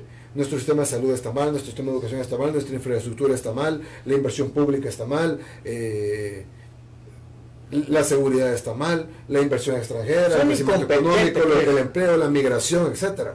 Solo el tema de migración. Yo dije una vez que se iban 300 personas diarias del país, pero me equivoqué. De acuerdo a los datos oficiales, 200 personas diarias piden asilo político. Si 200 personas diarias piden asilo político y la gran mayoría de personas que se van no piden asilo político, exacto, solo calcula tú el número de gente que se va diariamente de nuestro país por falta de oportunidades. Y es históricamente la mayor cantidad, se va mucha más gente que en tiempos de la guerra. Entonces, es decir, malo te puede decir mil cosas, pero lo principal, lo más que poder resaltar en esta entrevista por el día que se hace, es la última propuesta del FMLN. Eso es lo que quiero de hacer una zona económica que es básicamente entregar parte de la soberanía donde tú le entregas a una empresa hasta la policía. Le entregas a una empresa, le entregas derechos laborales, precarizas los salarios y los derechos laborales para que la empresa pueda ganar más dinero, le quitas los impuestos, le das tanto incentivo fiscal y como dijo todavía un personal del FMLN, dice,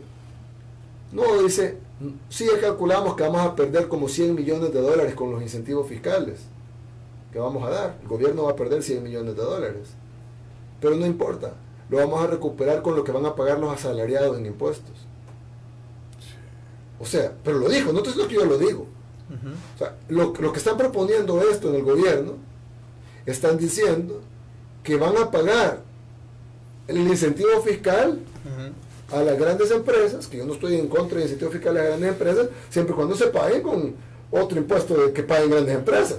Pero no, lo van a pagar precarizando al trabajador, y porque lo van a pagar de los impuestos que paguen los asalariados. Es decir, con lo que le vamos a quitar al obrero, vamos a pagar los incentivos fiscales de los millonarios. Que lo diga Arena daría cólera, pero que lo diga el FMLN en el último año de su segundo gobierno, que está pidiendo tener un tercero. Hombre. Para ir terminando, porque ya pasamos un poco Arena, FMLN, Nayib, ¿vos qué le propones al pueblo salvadoreño? Te lo digo porque he escuchado una gran infinidad de plumas pagadas que dicen: Nayib no propone nada, no veo nuevas ideas. Y es curioso porque no le preguntan a Carlos Calleja. Hay una gran problemática y Carlos Calleja publica sus notas de bachillerato. Solo para que ustedes vean cómo es el caca. Entonces, la pregunta es aquí: nuevas ideas. ¿Qué es nuevas ideas? ¿Cuáles son las nuevas ideas? ¿Cuáles son tus propuestas? Es una pregunta muy larga, Marcelo. No importa. Pero te voy a contestar en la parte de la propuesta, que tal vez es la más... Dale. La que más, las plumas paradas. No, que ¿dónde están las propuestas? ¿Dónde están las nuevas ideas? ¿Dónde están las propuestas? Es como la más. Porque la parte ideológica de nuevas ideas, de hecho la dije, la expliqué muy bien en Madrid, que tú estuviste ahí y ahí está el video. Sí. Entonces, incluso puedes poner el link tal vez en tu... Lo vamos a poner. En tu YouTube, poner el link del video de Madrid donde yo explico por qué nuevas ideas no se define como una ideología de izquierda o derecha. Exacto. Me tardé una hora en Madrid explicándolo. Entonces, yo creo que con el link podemos explicar esa parte. La parte de la propuesta, de dónde están las nuevas ideas, que es lo que, con lo que más nos golpea. Te voy a contestar de tres maneras. La primera, rapidito, es decir la siguiente: no nos han dejado ni siquiera inscribir en nuestra candidatura y quieren que presentemos ya la plataforma de gobierno. Dos, nos lo preguntan a nosotros, pero yo no he escuchado propuestas de parte de los otros candidatos. Tres, ya hemos hecho muchas propuestas. Te voy a dar algunas que hemos dicho en público. O sea, no te digo las que estamos escribiendo, te digo las que hemos dicho en público. Poner un campus de la Universidad de El Salvador en Chalatenango. Poner un hospital en la zona norte para que atienda la zona norte del país, un hospital de tercer nivel, o sea, que atiende hasta cáncer para los de zona norte del país. Construir un aeropuerto, yo dije en San Miguel, pero la gente especialista en esto me ha dicho que debe ser en La Unión por un montón de factores. Poner un aeropuerto en La Unión. Reactivar el puerto de Cutuco. Poner un tren, porque no puedes reactivar el puerto de Cutuco si no tiene tren, porque va a llegar un carguero con 500 contenedores y cada contenedor va a necesitar 500 trailers, 500 cabezales con 500 motoristas para que se lleven los contenedores. Y luego viene otro barco atrás con otros 500 y necesitas otros 500. No tenemos. Vas a necesitar esperar que vayan a Honduras a dar la mercadería, que regresen mañana y el otro barco, van a tomar un barco al día. No sirve el puerto así. Necesitas un tren para que saque las mercaderías y tren de pasajeros. Poner un tren de mercaderías y de pasajeros para poder sacar las mercaderías del puerto de Cutuco y llevarlas a San Salvador, llevarlas a Santa Ana, llevarlas a otros lados del país, o llevarlas a Guatemala y llevarlas a Honduras. Y a los otros puertos, para poder salir al Atlántico, y entonces lo puedes llevar a Honduras y puedes sacar las mercaderías que metiste por el Pacífico de China, las puedes sacar para el Atlántico, para Miami. Entonces tienes un punto de conexión entre la fábrica del mundo, que es China, con un hub de distribución hacia los Estados Unidos, que es Miami, por dar un ejemplo. Otra propuesta que hemos hecho es un metro en el área metropolitana de San Salvador. El tráfico aquí está totalmente colapsado, totalmente. Los pasos de nivel han sido un total fracaso. En la mayoría de países europeos no hay pasos a desnivel. No. Y los pasos a desnivel los están votando. Porque así son un fracaso, porque generan dos problemas. Generan un embudo donde tú tienes un montón de influx y va a terminar en la misma calle. Entonces tú haces 10 multiniveles, no hay, ¿verdad? Pero aquí digamos, haces una de 10 multiniveles y entonces le metes un montón de input, pero luego termina en la misma callecita. Entonces lo que haces es como un embudo. Y el otro problema que tienen los pasos multiniveles que generan demanda, se llama demanda inducida. Al hacer más oferta, generan más demanda. entonces que genere más carros. Cuando en El Salvador, que ya pasamos del 1.000.000 de automóviles, en un país tan pequeño y casi todo concentrado en el área metropolitana de San Salvador, lo que tenemos que generar es un transporte público de calidad. El CITRANS fracasó, pero la opción de los buses chatarra no puede ser una opción, la opción del pueblo. El pueblo necesita un sistema de transporte de calidad. Entonces estamos proponiendo trabajar de la mano con el COAMS que yo presidí, de la mano con los PAMS que yo presidí y de la mano con los 14 alcaldes del área metropolitana de San Salvador, independientemente del partido político que estén, de construir un metro que ya, bueno, en el 1994, ganó Mario Valiente. En 1995, cuando Mario Valiente estaba proponiendo el tema del metro, le dijeron, faltan 20 años para que El Salvador sea viable un metro. Bueno, en 2015 se cumplieron los 20 años, estamos en 2018, el otro año, cuando estemos en la presidencia, primero Dios, va a ser 2019, es decir, ya van a haber pasado 24 años. Ya más lo que tardan en construirlo. Es decir, ya El Salvador es totalmente viable y además es totalmente necesario tener un metro en nuestra metropolitana. También eso hemos propuesto. El Distrito del Sur, tenemos uno de los 10 países con las mejores olas para surfear del mundo. Artistas vienen acá, actores. Y eso que no tenés la infraestructura, que no tenés la seguridad. Una artista, por cierto, una modelo, creo que fue se acostó y se rodeó de basura y dijo, salvadoreños, por favor, tienen playas muy lindas, cuídenlas. O sea, una vergüenza para nosotros como salvadoreños sí, que vengan de afuera a regañarnos. A decirnos cochinos en otra cosa. Correcto, pero, y así de sucias, así de descuidadas, sin infraestructura, está viniendo la gente. Imagínate qué pasaría si agarráramos todas esas playas, el Sunsal, el Tunco, todas las playas que están ahí, y creáramos un distrito de surf, Surf City, y lo comercializáramos así. Y empezáramos a generar infraestructura para que se establecieran surf shops, cafés, bares, restaurantes, hoteles, hostales, hoteles boutique. De repente alguien... Tú sabes que los surfers hay surfers de mochila y hay surfers de Wall Street. Sí. Y uno te va a pedir un hostalito y aquí voy a poner mi petate, aquí me voy a acostar y quiero pagar $10 al día. Y otro va a querer un cuarto de lujo, un loft, y va a querer pagar $200 al día. Entonces, tú desarrollas las condiciones para que haya un distrito de surf en el país, y no es una cosa que me la estoy inventando, sino que es una cosa que estás aprovechando uno de los recursos más importantes que nos dio Dios.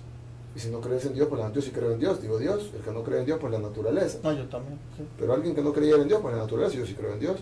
Y nos dio Dios que son estas playas que son de las mejores, del top 10 del mundo, pues hay que explotarlas. Si no explotarlas no me refiero a contaminarlas, al contrario, hay que limpiarlas para que puedan venir los turistas y las utilicen. Los turistas no las van a ensuciar.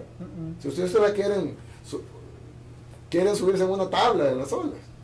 Entonces, otra propuesta que hemos dado, limpiar nuestras 3 vertientes más importantes en el país, sobre todo el río Lempa, que generaría decenas de miles de empleos. Es decir, no solo sería ecológico, no solo nos ayudaría en nuestro grave problema de crisis que tenemos del agua, sobre todo ahora que está en el tema del agua, sino que además generaría decenas de miles de empleos. Porque limpiar la cuenca del río Lempa no solo es limpiarlo, tenés que hacer el saneamiento, porque el problema es que si tú limpias un río, por ejemplo, limpias el Acelguate, pero todas las vertientes de aguas negras que caen todos los días en el Acelguate, tú lo limpias hoy y mañana está sucio otra vez. Entonces tienes que poner plantas de tratamiento de aguas residuales en todos los ríos, todas las vertientes que vengan de aguas negras, y lo que tenés que hacer, como hacen en Estados Unidos, es que antes de vertirlas a los ríos, se potabilizan. Parte de esa agua y la dividen en 3. El agua semipotable, que es la que utilizan para los animales, el agua un poco menos potable, que es la que utilizan para regar los campos de golf y todo, no que aquí que estamos regando campos de golf con agua potable, mientras la gente no tiene agua potable. En Estados Unidos hay campos de golf, en Europa hay campos de golf, pero se riegan con agua recuperada de las aguas negras. Y luego la última agua, que es menos potable, pero no viene sucia, no es como que virtas de aguas negras al río, es la que termina virtiéndose en los ríos, en un cálculo, en una fórmula matemática, que es una fórmula universal, en la cual no puede vertir solo puede vertir cierta cantidad en la afluencia del río, para no contaminar el río, que el río se mantenga como un río limpio. Hemos propuesto también ocupar la geotermia, porque con lo que tenemos de hidroeléctrico, más la presa que está pendiente y pagada, y la geotermia, pudiéramos obtener el 100% de la energía del país. No necesitamos no necesitamos quemar petróleo, no necesitamos quemar búnker en El Salvador. Con solo geotermia y la hidroeléctrica, ambas que no generan en absoluto CO2, o sea, carbono neutral, pudiéramos tener un país donde toda su energía sea carbono neutral. Amén de poner solar o eólica, únicamente con la geotermia y con la hidroeléctrico, que ambas son carbono neutrales, podemos tener energía limpia y además aplicar abonos de carbono del protocolo de Tokio y decir, recibir dinero pues por mantener el aire limpio, y podemos decir con orgullo de que El Salvador es un país limpio y que no está emitiendo CO2 para su energía, a diferencia de otros países que están generando su energía quemando carbón o quemando búnker, o como en El Salvador, que estamos hasta quemando llantas viejas para generar energía en algunos de los casos, o quemando basura para generar energía. Entonces, ¿qué pasa? Todo esto, bueno, otras propuestas, hemos dado propuestas de becas para los jóvenes, propuestas de seguridad, replicar algunas de las cosas que hicimos en San Salvador o que hicimos en Nuevo Cuscatlán, y ese es otro elemento. A diferencia de los otros candidatos, y a diferencia de las propuestas de los otros partidos, todos los partidos y todos los candidatos se basan en promesas. ¿Y qué es lo que nos sobra de los políticos? Las promesas. Prometen, ¿y qué pasa después? No cumplen. No cumplen.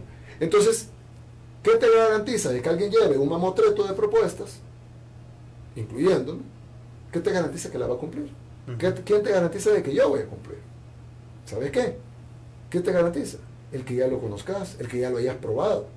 ¿Cómo sé yo que esto no tiene veneno? Porque ya me lo tengo una hora de estármelo tomando y no me ha pasado nada. Entonces, ¿qué pasa? Nosotros en Nuevo Cuscatlán prometimos y cumplimos, no solo lo que prometimos, sino muchísimo más de lo que prometimos. Eso nos llevó a ganar la alcaldía de San Salvador, donde prometimos, pero no solo cumplimos lo que prometimos, sino mucho más de lo que prometimos. Entonces ahora la población sabe que nuestras promesas no solo son promesas, sino que las vamos a cumplir, porque ya cumplimos en pequeño, cumplimos en mediano y ahora queremos cumplir en grande. No, a mí me da risa cuando me comparan con Mauricio Funes, porque dicen, es que es igual que Funes. Y yo, ¿igual que Funes en qué? Funes llegó así, de niño bonito, de nada, pues, del canal, de un escritorio, a la presidencia. A probar. Nunca había trabajado en nada que tenga que ver con servirle al pueblo o cumplirle al pueblo, y llegó a la presidencia. ¿A qué candidato de los tres te suena esa figura de no probarlo y agarrarlo de un escritorio y ponerlo en la presidencia? A Carlos Calleja, yo voy a decir el nombre. O sus iniciales, que en redes sociales se le conoce como Caca, Carlos Calleja. Pero en mi caso es totalmente lo contrario. Ya tenés un currículum visual. Sí, totalmente visual, real, certificado. Es más, cuando yo corrí para Nuevo Cuscatlán, mi currículum era soy empresario. Similar al currículum del candidato de Arena. Zamora. No, del actual. Sí. Entonces yo decía, yo soy empresario. Y entonces mucha gente en Nuevo Cuscatlán me decía, mire, pues tú no tienes experiencia. Me lo decían, y tenían razón. Yo decía, mire, yo no tengo experiencia en política pública, pero yo creo que tengo la experiencia suficiente para manejar esta alcaldía. Pero la alcaldía es un pueblito, uno de los pueblitos más chiquitos de este país. Y se me dio la oportunidad para gobernar uno de los pueblitos más olvidados y más abandonados de este país. Y gracias al trabajo de un equipo muy bueno y de gente que confía en nosotros, logramos convertir ese pueblito en una ciudad avalada, no quiero que yo diga ciudad avalada por la Asamblea Legislativa. Era un pueblo, se convirtió en ciudad. Y además, un ejemplo de cómo se puede sacar adelante un pueblo. Y ejemplo no nacional, ejemplo internacional. Y no lo digo yo, lo dicen un montón de medios internacionales y analistas internacionales y las Naciones Unidas. Con base a esa experiencia en Nuevo Cuscatlán es que se me da la oportunidad de correr para la alcaldía de San Salvador. Y la gente decía, recuerdo bien a la campaña, no es lo mismo manejar un pueblito que la capital. Sí. Decía, me acuerdo, Norman Quijano. Muy joven estás. Decía que estaba muy joven, y aparte de eso decía también, no es lo mismo manejar un pueblito, decía él, de 10.000, de 7.000, decía él tenía 11.000, pero él decía 7.000 como para bajarle de 7.000 habitantes, cuando solo una comunidad de San Salvador tiene 7.000 habitantes. San Salvador tiene 500.000 de habitantes, decía Norman Quijano. Tiene 6 distritos, 23 mercados, 8 cementerios, tiene 5.500 empleados. Solo los empleados de la alcaldía de San Salvador son comparables con la población total de Nuevo Cocatlán. Y usó eso para descalificarme para la alcaldía de San Salvador. Y mucha gente le hizo caso al discurso de Norman Quijano, sobre todo la gente de Arena. Claro. De que yo tenía experiencia. Ganamos la alcaldía de San Salvador y ya nos probaron, o sea, nos habían probado en chiquito, ahora ya nos probaron en mediano. Ahora decían, bueno, cumplimos en chiquito, trabajamos bien en chiquito, cumplimos en mediano, trabajamos bien en grande, en mediano, y ahora vamos a querer cumplir en grande y a trabajar bien en grande. A mí me parece totalmente lo contrario a Mauricio Funes. Totalmente lo contrario. Tú lo dijiste en el caso de probidad. Me hicieron un examen de probidad y salí totalmente limpio. Saliste limpio. A Funes le hicieron un examen de probidad y no lo pasó. Entonces, yo veo más similitudes de otro lado que Carlos Calleja que nuestro. Realmente nosotros estamos otra cosa, y es otra cosa a partir de ayer, aparte de todo lo que te he mencionado, el metro, el tren, el aeropuerto, volver a hacer Usulután el granero del país, convertir a Morazán en el centro agroindustrial del país, convertir a San Miguel en el centro logístico de Oriente, poner el aeropuerto en La Unión, yo decía San Miguel, pero los especialistas me dijeron que mejor en La Unión, reactivar el puerto de Cutuco, hacer el tren de pasajeros y de mercaderías para el puerto de Cutuco y para el puerto de Cajutla y para los pasajeros, para poder ir de Santana a San Miguel en 2 horas, en lugar de tener que pasar por manejar y tener que pasar por San Salvador.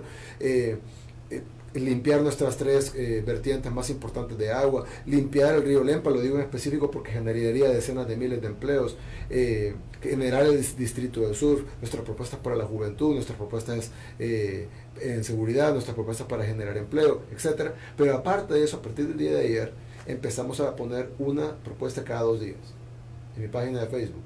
Yo estoy colocando una propuesta cada 2 días, pero basadas en lo que ya hicimos.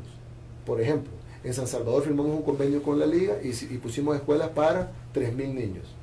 Si pusimos escuelas para 3.000 niños, a nivel nacional podemos poner escuelas deportivas, no solo de fútbol, aunque el fútbol es el deporte rey aquí, pero de todos los deportes, escuelas deportivas para 300.000 niños. ¿Y cómo lo va a hacer? De la misma manera que lo hicimos en San Salvador. Si lo hicimos en San Salvador, ¿por qué no lo vamos a poder hacer a nivel nacional? Te voy a dar otro ejemplo. Una cosa que todavía no le he subido, pero un ejemplo. Nosotros en la alcaldía de San Salvador teníamos una orquesta sinfónica de San Salvador y pagábamos también del mismo dinero de la alcaldía de San Salvador la orquesta sinfónica de Santana. Es decir, pagábamos la de San Salvador y la de Santana desde la alcaldía. Si el gobierno, que teníamos 2 orquestas, la de San Salvador y la de Santana, y las uníamos para hacer el gran show con 300 y pico de niños. Si podíamos pagar 2 orquestas desde una alcaldía con 55 veces menos presupuesto que el gobierno central, pues en teoría podíamos tener 110 orquestas. Pero no vamos a proponer 110 orquestas, vamos a proponer 14. Una por departamento, de aproximadamente 150 niños cada una, y en cada departamento. Y cuando queramos unirlas, vamos a unir las 14 orquestas y vamos a tener una orquesta de 2.100 niños, nacional, que va a ser la orquesta de niños más grande del mundo, en El Salvador. Pero eso suena a bluff. ¿Por qué no suena una mentira? Si en la alcaldía de San Salvador con 55 veces menos presupuesto que el gobierno nacional teníamos 2, y ahora con 55 veces más presupuesto, que 2 por 55 serían 110 orquestas, estamos proponiendo 14. Totalmente factible, realizable y sobre todo comprobable, porque ya lo hicimos. Entonces la gente puede ver lo que ya hicimos en San Salvador y puede decir lo va a hacer en el país. Recuperamos el centro histórico, el corazón del centro histórico. Yo lo acabo de ver en lo personal y fui a tomar un video, no lo he subido, pero he ido, lo he grabado, he entrevistado a personas, a gente de seguridad, y me ha parecido impresionante. Y me vino la frase que le dijo Norman Quijano, y le dijo, él está muy joven para ser alcalde, y ahí me di cuenta que a él nadie le ha dicho, tú estás muy ruco para seguir en política.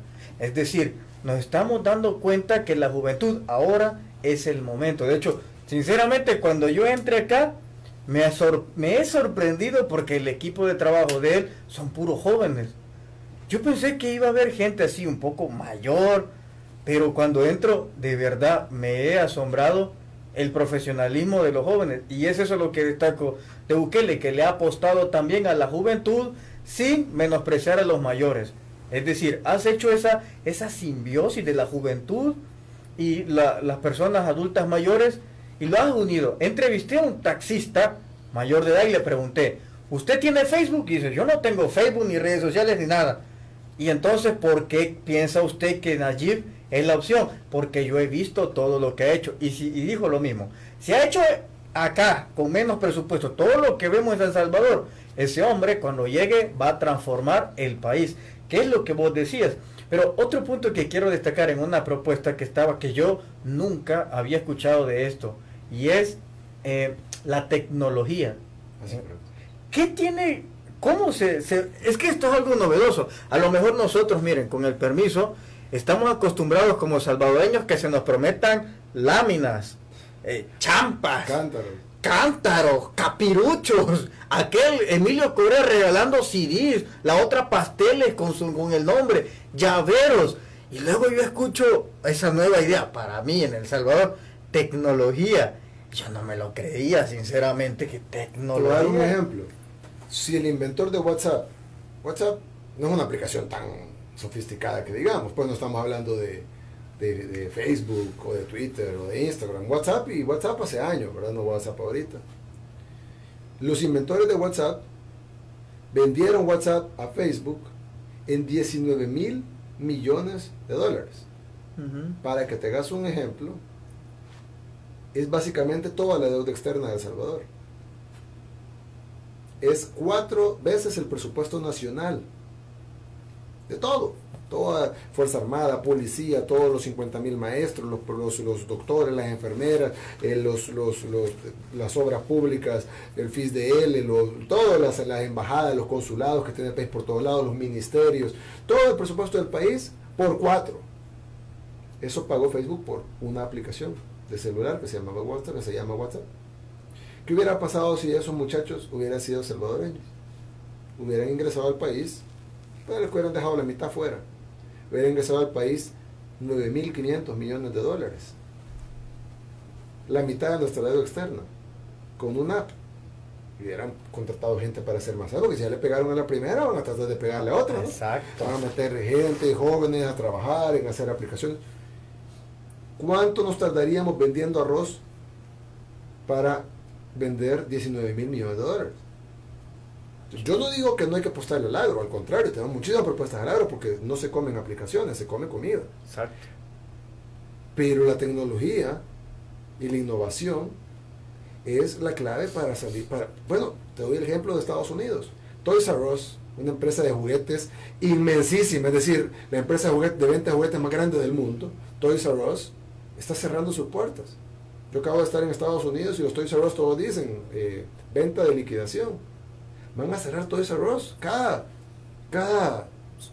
10 cuadras había un Toys R Us en Estados Unidos. Están cerrando. ¿Por qué? Porque la gente está comprando los juguetes en Amazon. Otra gigante digital. Entonces, ¿qué pasa? De hecho, el dueño de Amazon ahora es el hombre más rico del mundo. El segundo hombre más rico del mundo, ¿quién es? Bill Gates, otro empresario de tecnología digital. ¿Quién es ahora el nuevo tercer hombre más rico del mundo? Mark Zuckerberg, el fundador de Facebook. ¿Cuál es la empresa más valiosa del mundo? Es decir, no lo queremos ver por personas, sino por empresas. Apple, otra empresa de tecnología. Entonces, cuando tú ves eso, que la empresa más valiosa es Apple, la segunda empresa más valiosa es Amazon, el hombre más rico del mundo es de tecnología, el segundo hombre más rico del mundo es Bill Gates de Microsoft, el tercer hombre más rico del mundo es Mark Zuckerberg de Facebook. ¿A dónde están los recursos? ¿A dónde está el dinero? ¿A dónde están los empleos del futuro? En la tecnología. En la tecnología. Y en nuestro país, todavía, los gobiernos, las alcaldías, lo que ofrecen es taller de carpintería, taller de panadería. Y está bien, necesitamos pan, pues somos razón de madera. Y yo no digo que no. Pues sigamos teniendo taller de panadería. Si a alguien le gusta, está bien. Si hay gente que le encanta pintar y no el hecho porque haya fotografía digital van a dejar de pintar. Además, es mucho más lindo tener un cuadro pintado con manos, con las manos de una persona, un artista, que tener una foto. Pero el hecho que sigue existiendo la pintura no quiere decir que vamos a obviar que no existe la fotografía. Sería absurdo, ¿no? Pues es una analogía absurda, pero es una analogía que nos ejemplifica que nosotros, que no debemos de descuidar la agricultura, no debemos de descuidar la agroindustria, no debemos descuidar de la industria ni los servicios, pero se nos olvida que ya hemos avanzado a la era digital, a la era de la innovación, a la era virtual. Exacto. De lo que tanto se burlan. Es el futuro del mundo. o el presente del mundo. Y entonces, ¿por qué no estamos nosotros enseñándole a los jóvenes salvadoreños que en lugar de emigrar podemos estar haciendo tecnología? Le preguntaron a Tim Cook, que es el CEO de Apple, digamos el presidente de Apple, el equivalente al presidente de Apple, y le preguntaron que por qué hacía sus celulares en China y no en California, donde es el hogar de Apple. Y dijo él, porque yo para hacer mis chips lo hacen allá porque es más barato. No, dice, si nuestros iPhones no son baratos. Lo que pasa es que yo necesito 2.500 personas que puedan hacer chips. Si yo pregunto aquí en San Francisco, necesito 2.500 personas para mañana que puedan hacer chips, no hay. En China sí. Ok, pero China está lejos. China tiene otra moneda. El Salvador está cerca. Estamos dolarizados, lo cual no es bueno, pero bueno, saquémosle lo bueno a lo malo, ¿no? Estamos dolarizados. Tenemos TLC, es decir, no va a pagar arancel. En China paga arancel y ahora Trump lo va a subir. El Salvador no paga aranceles como Estados Unidos, tenemos un TLC. Entonces, un chip que se hiciera en El Salvador estaría cerquísima para llevarlo a Estados Unidos hasta por tierra, si querés. O por agua, y California nos queda perfecto en el Pacífico. Está dolarizado, es decir, no había fluctuaciones de la moneda, no dependía de que si mañana subió o bajó el yuan. En el caso de El Salvador está dolarizado. Hay TLC. ¿Por qué no está Apple haciendo los chips en El Salvador? Sencillo, porque vienen y dicen que estos 3.000 jóvenes que sepan hacer chips, y no llega ninguno. Aquí panadero. Entonces, ¿por qué no le enseñamos a nuestros jóvenes a hacer chips? Para que pueda venir Apple y poner su fábrica de chips aquí. ¿Por qué? Porque tendríamos seguridad. Claro, no lo vamos a hacer porque no tenemos seguridad. Porque tendríamos jóvenes capacitados para poderlo hacer. Y porque tendríamos certidumbre jurídica para que las empresas quieran invertir. Entonces podríamos hacer inversiones, las inversiones del futuro. Por eso que yo digo que la tecnología es lo que nos va a sacar del tercermundismo. Evidentemente tenemos que apostarle a todo. Cuando Japón quiso salir después de la Segunda Guerra Mundial, le apostaron a la agricultura, le apostaron a la agroindustria, le apostaron a todos los servicios que daba Japón, le apostaron a darle servicios a los que habían perdido, a darle servicio a los países contra los que habían perdido la guerra. Pero también le apostaron a la tecnología. Sí. Y en los 80 ya eran una potencia mundial que tenían miedo a los Estados Unidos que se convirtieran en la primera potencia mundial. Luego vino la década perdida de los 90. Pero lo que te quiero decir es que Japón no descuidó su agricultura, al contrario, le invirtió más a su agricultura, pero a la par invirtió en ciencia y tecnología y en innovación. Exacto. Entonces nosotros como país, si queremos salir adelante, tenemos que apostarle a todo, pero tenemos que empezar, porque ni siquiera hemos empezado, a apostarle a la ciencia, a la tecnología y a la innovación. Claro, y sobre todo a mostrarle a los jóvenes que hay otro campo por explorar y por explotar. El ejemplo que decía Bukele, la agricultura y la tecnología se puede fusionar. Si es que yo mismo he visto en algunas entrevistas que he hecho, los agricultores tienen todo, y con drones. Con drones, o los tractores funcionan con GPS. Es decir, la tecnología. Y dicen, pero no, porque eso va a quitar empleos. Es que el problema es que la tecnología va a venir. Claro. Querás o no querás. La diferencia es quién hace la tecnología, quién la diseña y quién se lucra de ella. Si no tenés a nuestros jóvenes y a nuestra población haciendo tecnología, la van a hacer en otro país, que eso lo vamos a importar y a pagarla con las remesas, porque no tenemos otra fuente real de creación de riqueza. Entonces no podemos seguir en ese círculo vicioso que se va a terminar acabando la economía del país y las oportunidades para nuestra juventud. Tenemos que darle vuelta a eso, y esa es una nueva idea. Exacto. Para mí eso, lo de la tecnología, nunca lo había escuchado como candidato presidencial. Siempre se le apostaba, no sé, a cosas que no nos ponían al tú a tú con otros países. Hasta que escucho el término tecnología, me asombró. Y fue casi en eso que empecé a decidir a apoyar este movimiento, que al principio era un movimiento y luego ya la gente lo ha tomado, este movimiento, como un amigo, como algo propio, algo de nosotros. Yo creo que esa diversidad también de pensamientos es la que nos ha unido a todos, porque me he encontrado con gente de Arena, del Frente, el PDC, y todos quieren aportar. Es que eso es lo más importante, que todos quieren aportar una nueva idea. Yo tengo una nueva idea y todos los demás podemos hacer eso. Para ir terminando, solo quiero terminar con algo que siempre me preguntaban los de las redes sociales. Una pregunta, Bukele. ¿En qué momento vos crees que podés hacer algo por El Salvador? O sea, todos pasamos por algo. A veces alguien, en el caso Buda, por ejemplo, va por la calle y su papá le había hecho un castillo hermoso, pero ve a un pobre y ve que hay miseria. Eso lo transforma. Y en tu caso, ¿qué es lo que te transforma?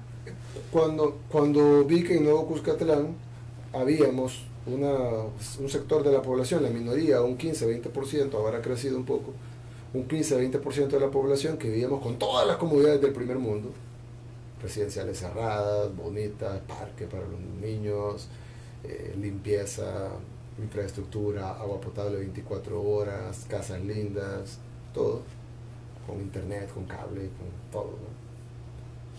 Y por el otro lado tenía gente que vivía con 4 láminas, 2 bolsas plásticas, un cartón y un hoyo de letrina.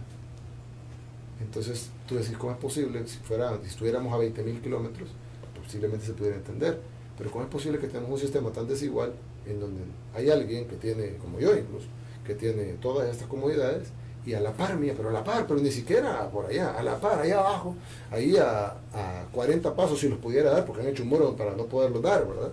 Pero si los pudiera dar son 40 pasos, está alguien que está viendo con 4 láminas y 2 cartones.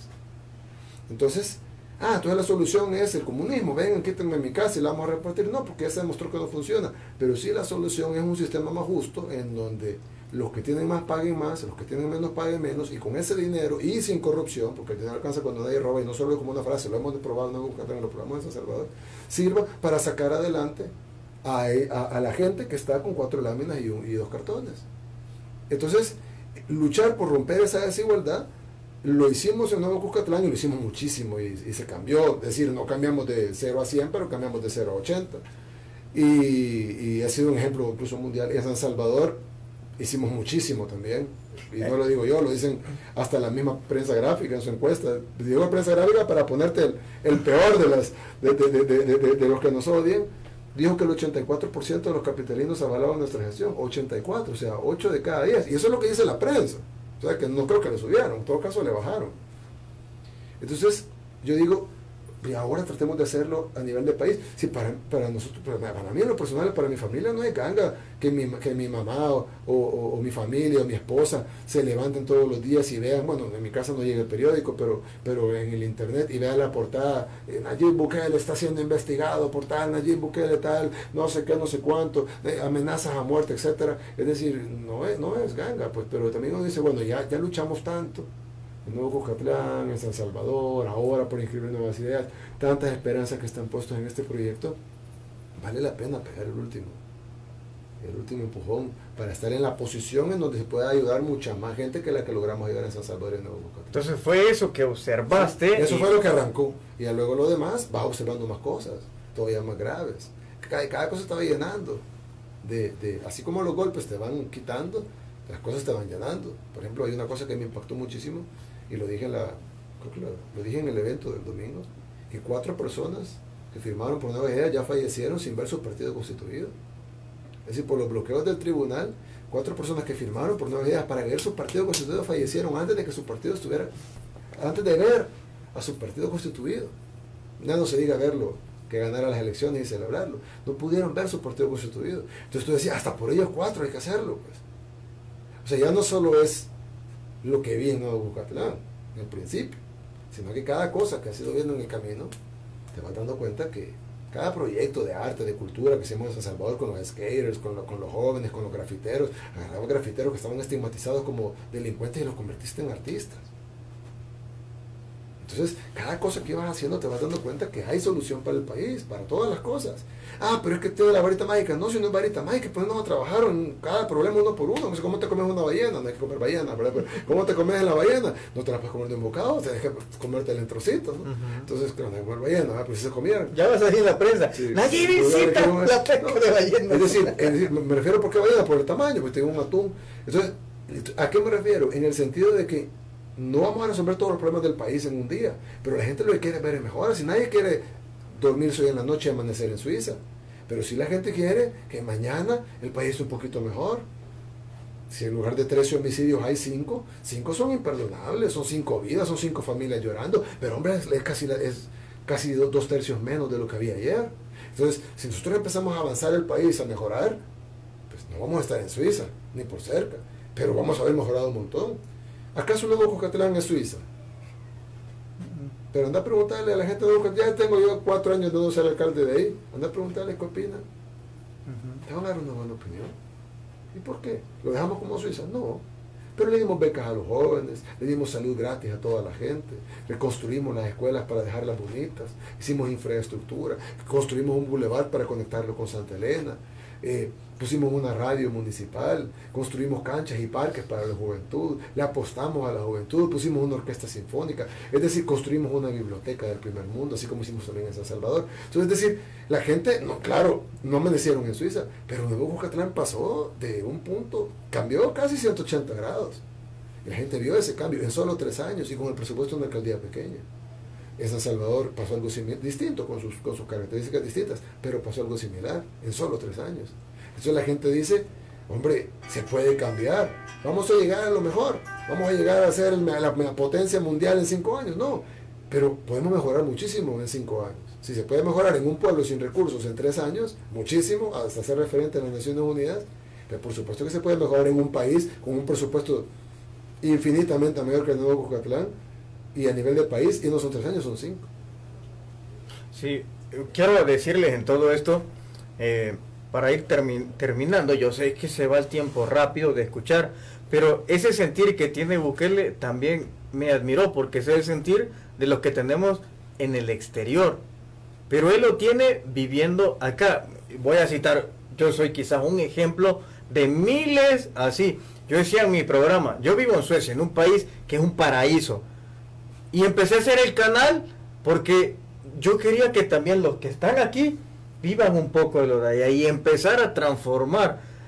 Fíjense, para lo que tal vez no sabe mucho, yo ando de gira dando conferencias en México y me habían contratado de lunes a viernes esta semana para ganar más dinero, y les dije stop, no agarré ni un contrato y me vine a hacer un viaje para andarme asoleando en las calles donde ustedes van a ver esos programas, para venir a Bukele, entrevistarlo y que ustedes tengan eso. Es decir, esto de verdad que es como una nueva etapa que estamos viviendo los salvadoreños, donde se antepone el dinero por un cambio real. Es más, yo no lo llamo un cambio el que estamos viviendo, lo llamo una transformación de conciencia el que estamos teniendo. Y luego cuando nosotros, los que estamos afuera, empezamos a pensar en cómo podría ser un buen El Salvador, es cuando empezamos a ver cómo Bukele trabajaba. Entonces, el pensamiento del exterior con el trabajo de él hizo esa conexión. Y el pueblo le dijo, a veces te llaman el Mesías. Has visto que te llama bastante así. Todo lo hacen los claro, más que todo, claro, los que atacan te llaman. Pero yo no me pongo capas con la bandera del Salvador y me doy la vuelta y levanto los puños hacia y señalo el cielo. Si hubiera hecho eso, me hubieran colgado. Claro, había memes que le decían super caca. Se vuelve loco y se pone una capa del Mesías, está divariando mentalmente. Pero no, claro, como no fui yo el que lo hizo, entonces está bien, ¿verdad? Claro. Pero me tengo una cosa como la de mano del exterior, ya para terminar, porque no queremos aburrir a toda la gente, no, por supuesto, casi más de 2 horas. Lo que están haciendo con el mano del exterior ahorita es lo que hizo Cristiani con los excombatientes del FMLN en los principios de los 90, para la elección del 94, que era la elección de Calderón Sol, cuando Cristiani era presidente. No les daban carnet electoral, no ponían oficinas para dar carnet electoral a las ciudades controladas que habían sido controladas por la guerrilla. Porque ellos apostaban de que ahí es donde más votos iba a sacar el FMLN. Entonces, para golpear el voto del FMLN, dejaron de emitir 80.000 carnetes electorales, aduciendo falta de presupuesto. Entonces, el FMLN sacó 80.000 votos menos en el 94, lo que debía haber sacado, porque Arena, en el gobierno, no emitió esos 80.000 carnetes electorales. Pues hoy el FMLN está haciendo lo mismo con los consulados y con el Tribunal Supremo Electoral, junto con Arena, en Estados Unidos, solo que ahora ya no son 80.000. Estamos hablando de millones de salvadoreños que quieren votar y que no los dejan votar. A los de Europa porque los consulados no les dan DUI. Y en Estados Unidos sí les dan DUI, pero no sirve el sistema y no los dejan empadronarse. Entonces, llegan en eventos que hacemos de nuevas ideas para que se empadronen, llegan 200 con asesoría, ahí tenemos computadoras, impresores, gente experta, y de 200 logramos empadronar 10 o 15. De 400 logramos empadronar 20, porque no sirve el sistema del tribunal. Entonces, ¿qué pasa? el FMLN con Arena están haciendo lo mismo que Arena hizo en los 90 para bloquear el voto del FMLN, porque saben que el 90% de los salvadoreños en el exterior votarían por Nuevas Ideas. Entonces lo que quieren es que ese voto, en lugar de que sea 1 millón de votantes, sea tal vez solo 50.000, para dejar 950.000 votos fuera. Entonces, por eso un poquito de lo que hablábamos al principio es como se terminaron convirtiendo en lo mismo contra lo que ellos luchaban. Bueno, para terminar eso, le vamos a entregar a Bukele esta camisa que te la mandamos todos los de la Nueva Revolución. Y dice, yo soy la nueva revolución de El Salvador, porque esto es eso, una nueva revolución. Así que Bukele, gracias. Aquí te lo entregamos en serio. Gracias. No, hombre, de nada, de parte de todos los suscriptores. Y un mensaje que le quiero dar a todos los amigos de YouTube que tienen sus propios canales. Los invito a que descarguen esta y la suban, porque esto, yo soy como el representante de todos ustedes, los que trabajan duro en sus canales en YouTube, los que están en redes sociales, pueden descargarla sin ningún problema, subirla sin ningún problema, porque aquí es que si no trabajamos juntos, no vamos a lograr una transformación. Y bueno, para despedirte, Bukele, ¿qué le querías decir a la gente que está ahí siempre fiel con vos, apoyándote, a pesar que te den calumnias, que es un efecto boomerang, porque te calumnia y la gente más cree en vos? Bueno, yo creo que lo más importante aquí, yo creo que lo más importante es de que sepamos de que los ataques que han venido no es nada. Es decir, nos han atacado, nos siguen atacando, pero los ataques que han venido de todas formas, judicial, difamación, calumnia, que el Mesías que no tiene propuestas con esas nuevas ideas, cuando ellos son los que no tienen ideas y no han propuesto nada y nunca han demostrado nada en la función pública, vienen, han venido, van a seguir viniendo, y sobre todo los que vienen van a ser más fuertes todavía. Entonces es importante que nuestra firmeza, nuestras convicciones y nuestra decisión de cambiar y de transformar nuestra sociedad sea tan fuerte de que por más ataques y por más de todo tipo que nos tiren toda su maquinaria, medios de comunicación, de las instituciones que controlan, por más que nos tiren todo eso, nosotros estemos firmes en nuestra convicción de querer cambiar nuestro país. Y Marcelo dijo una cosa: yo en México renuncié a algunas ponencias por venir aquí. Esto quiere decir que no es una persona ni dos personas, sino que somos miles, millones de salvadoreños los que queremos hacer un cambio en nuestro país y los que queremos dejar de una vez por todas ese pasado oscuro atrás. Así que yo estoy seguro que si lo proponemos todos nosotros, si nos mantenemos firmes en nuestras convicciones y convencemos al que hace falta convencer, y con la guía y el apoyo de Dios, estoy seguro que podemos sacar nuestro país adelante. Y bueno, con mi eslogan, no se hagan los majes, y compartan este video, y gracias a todos los que nos ayudaron. Hasta pronto, chamacos. Gracias. No, hombre, nada. Estuvo bueno, la verdad. Gracias. Sí. ¿Cuánto duró? Como 2 horas.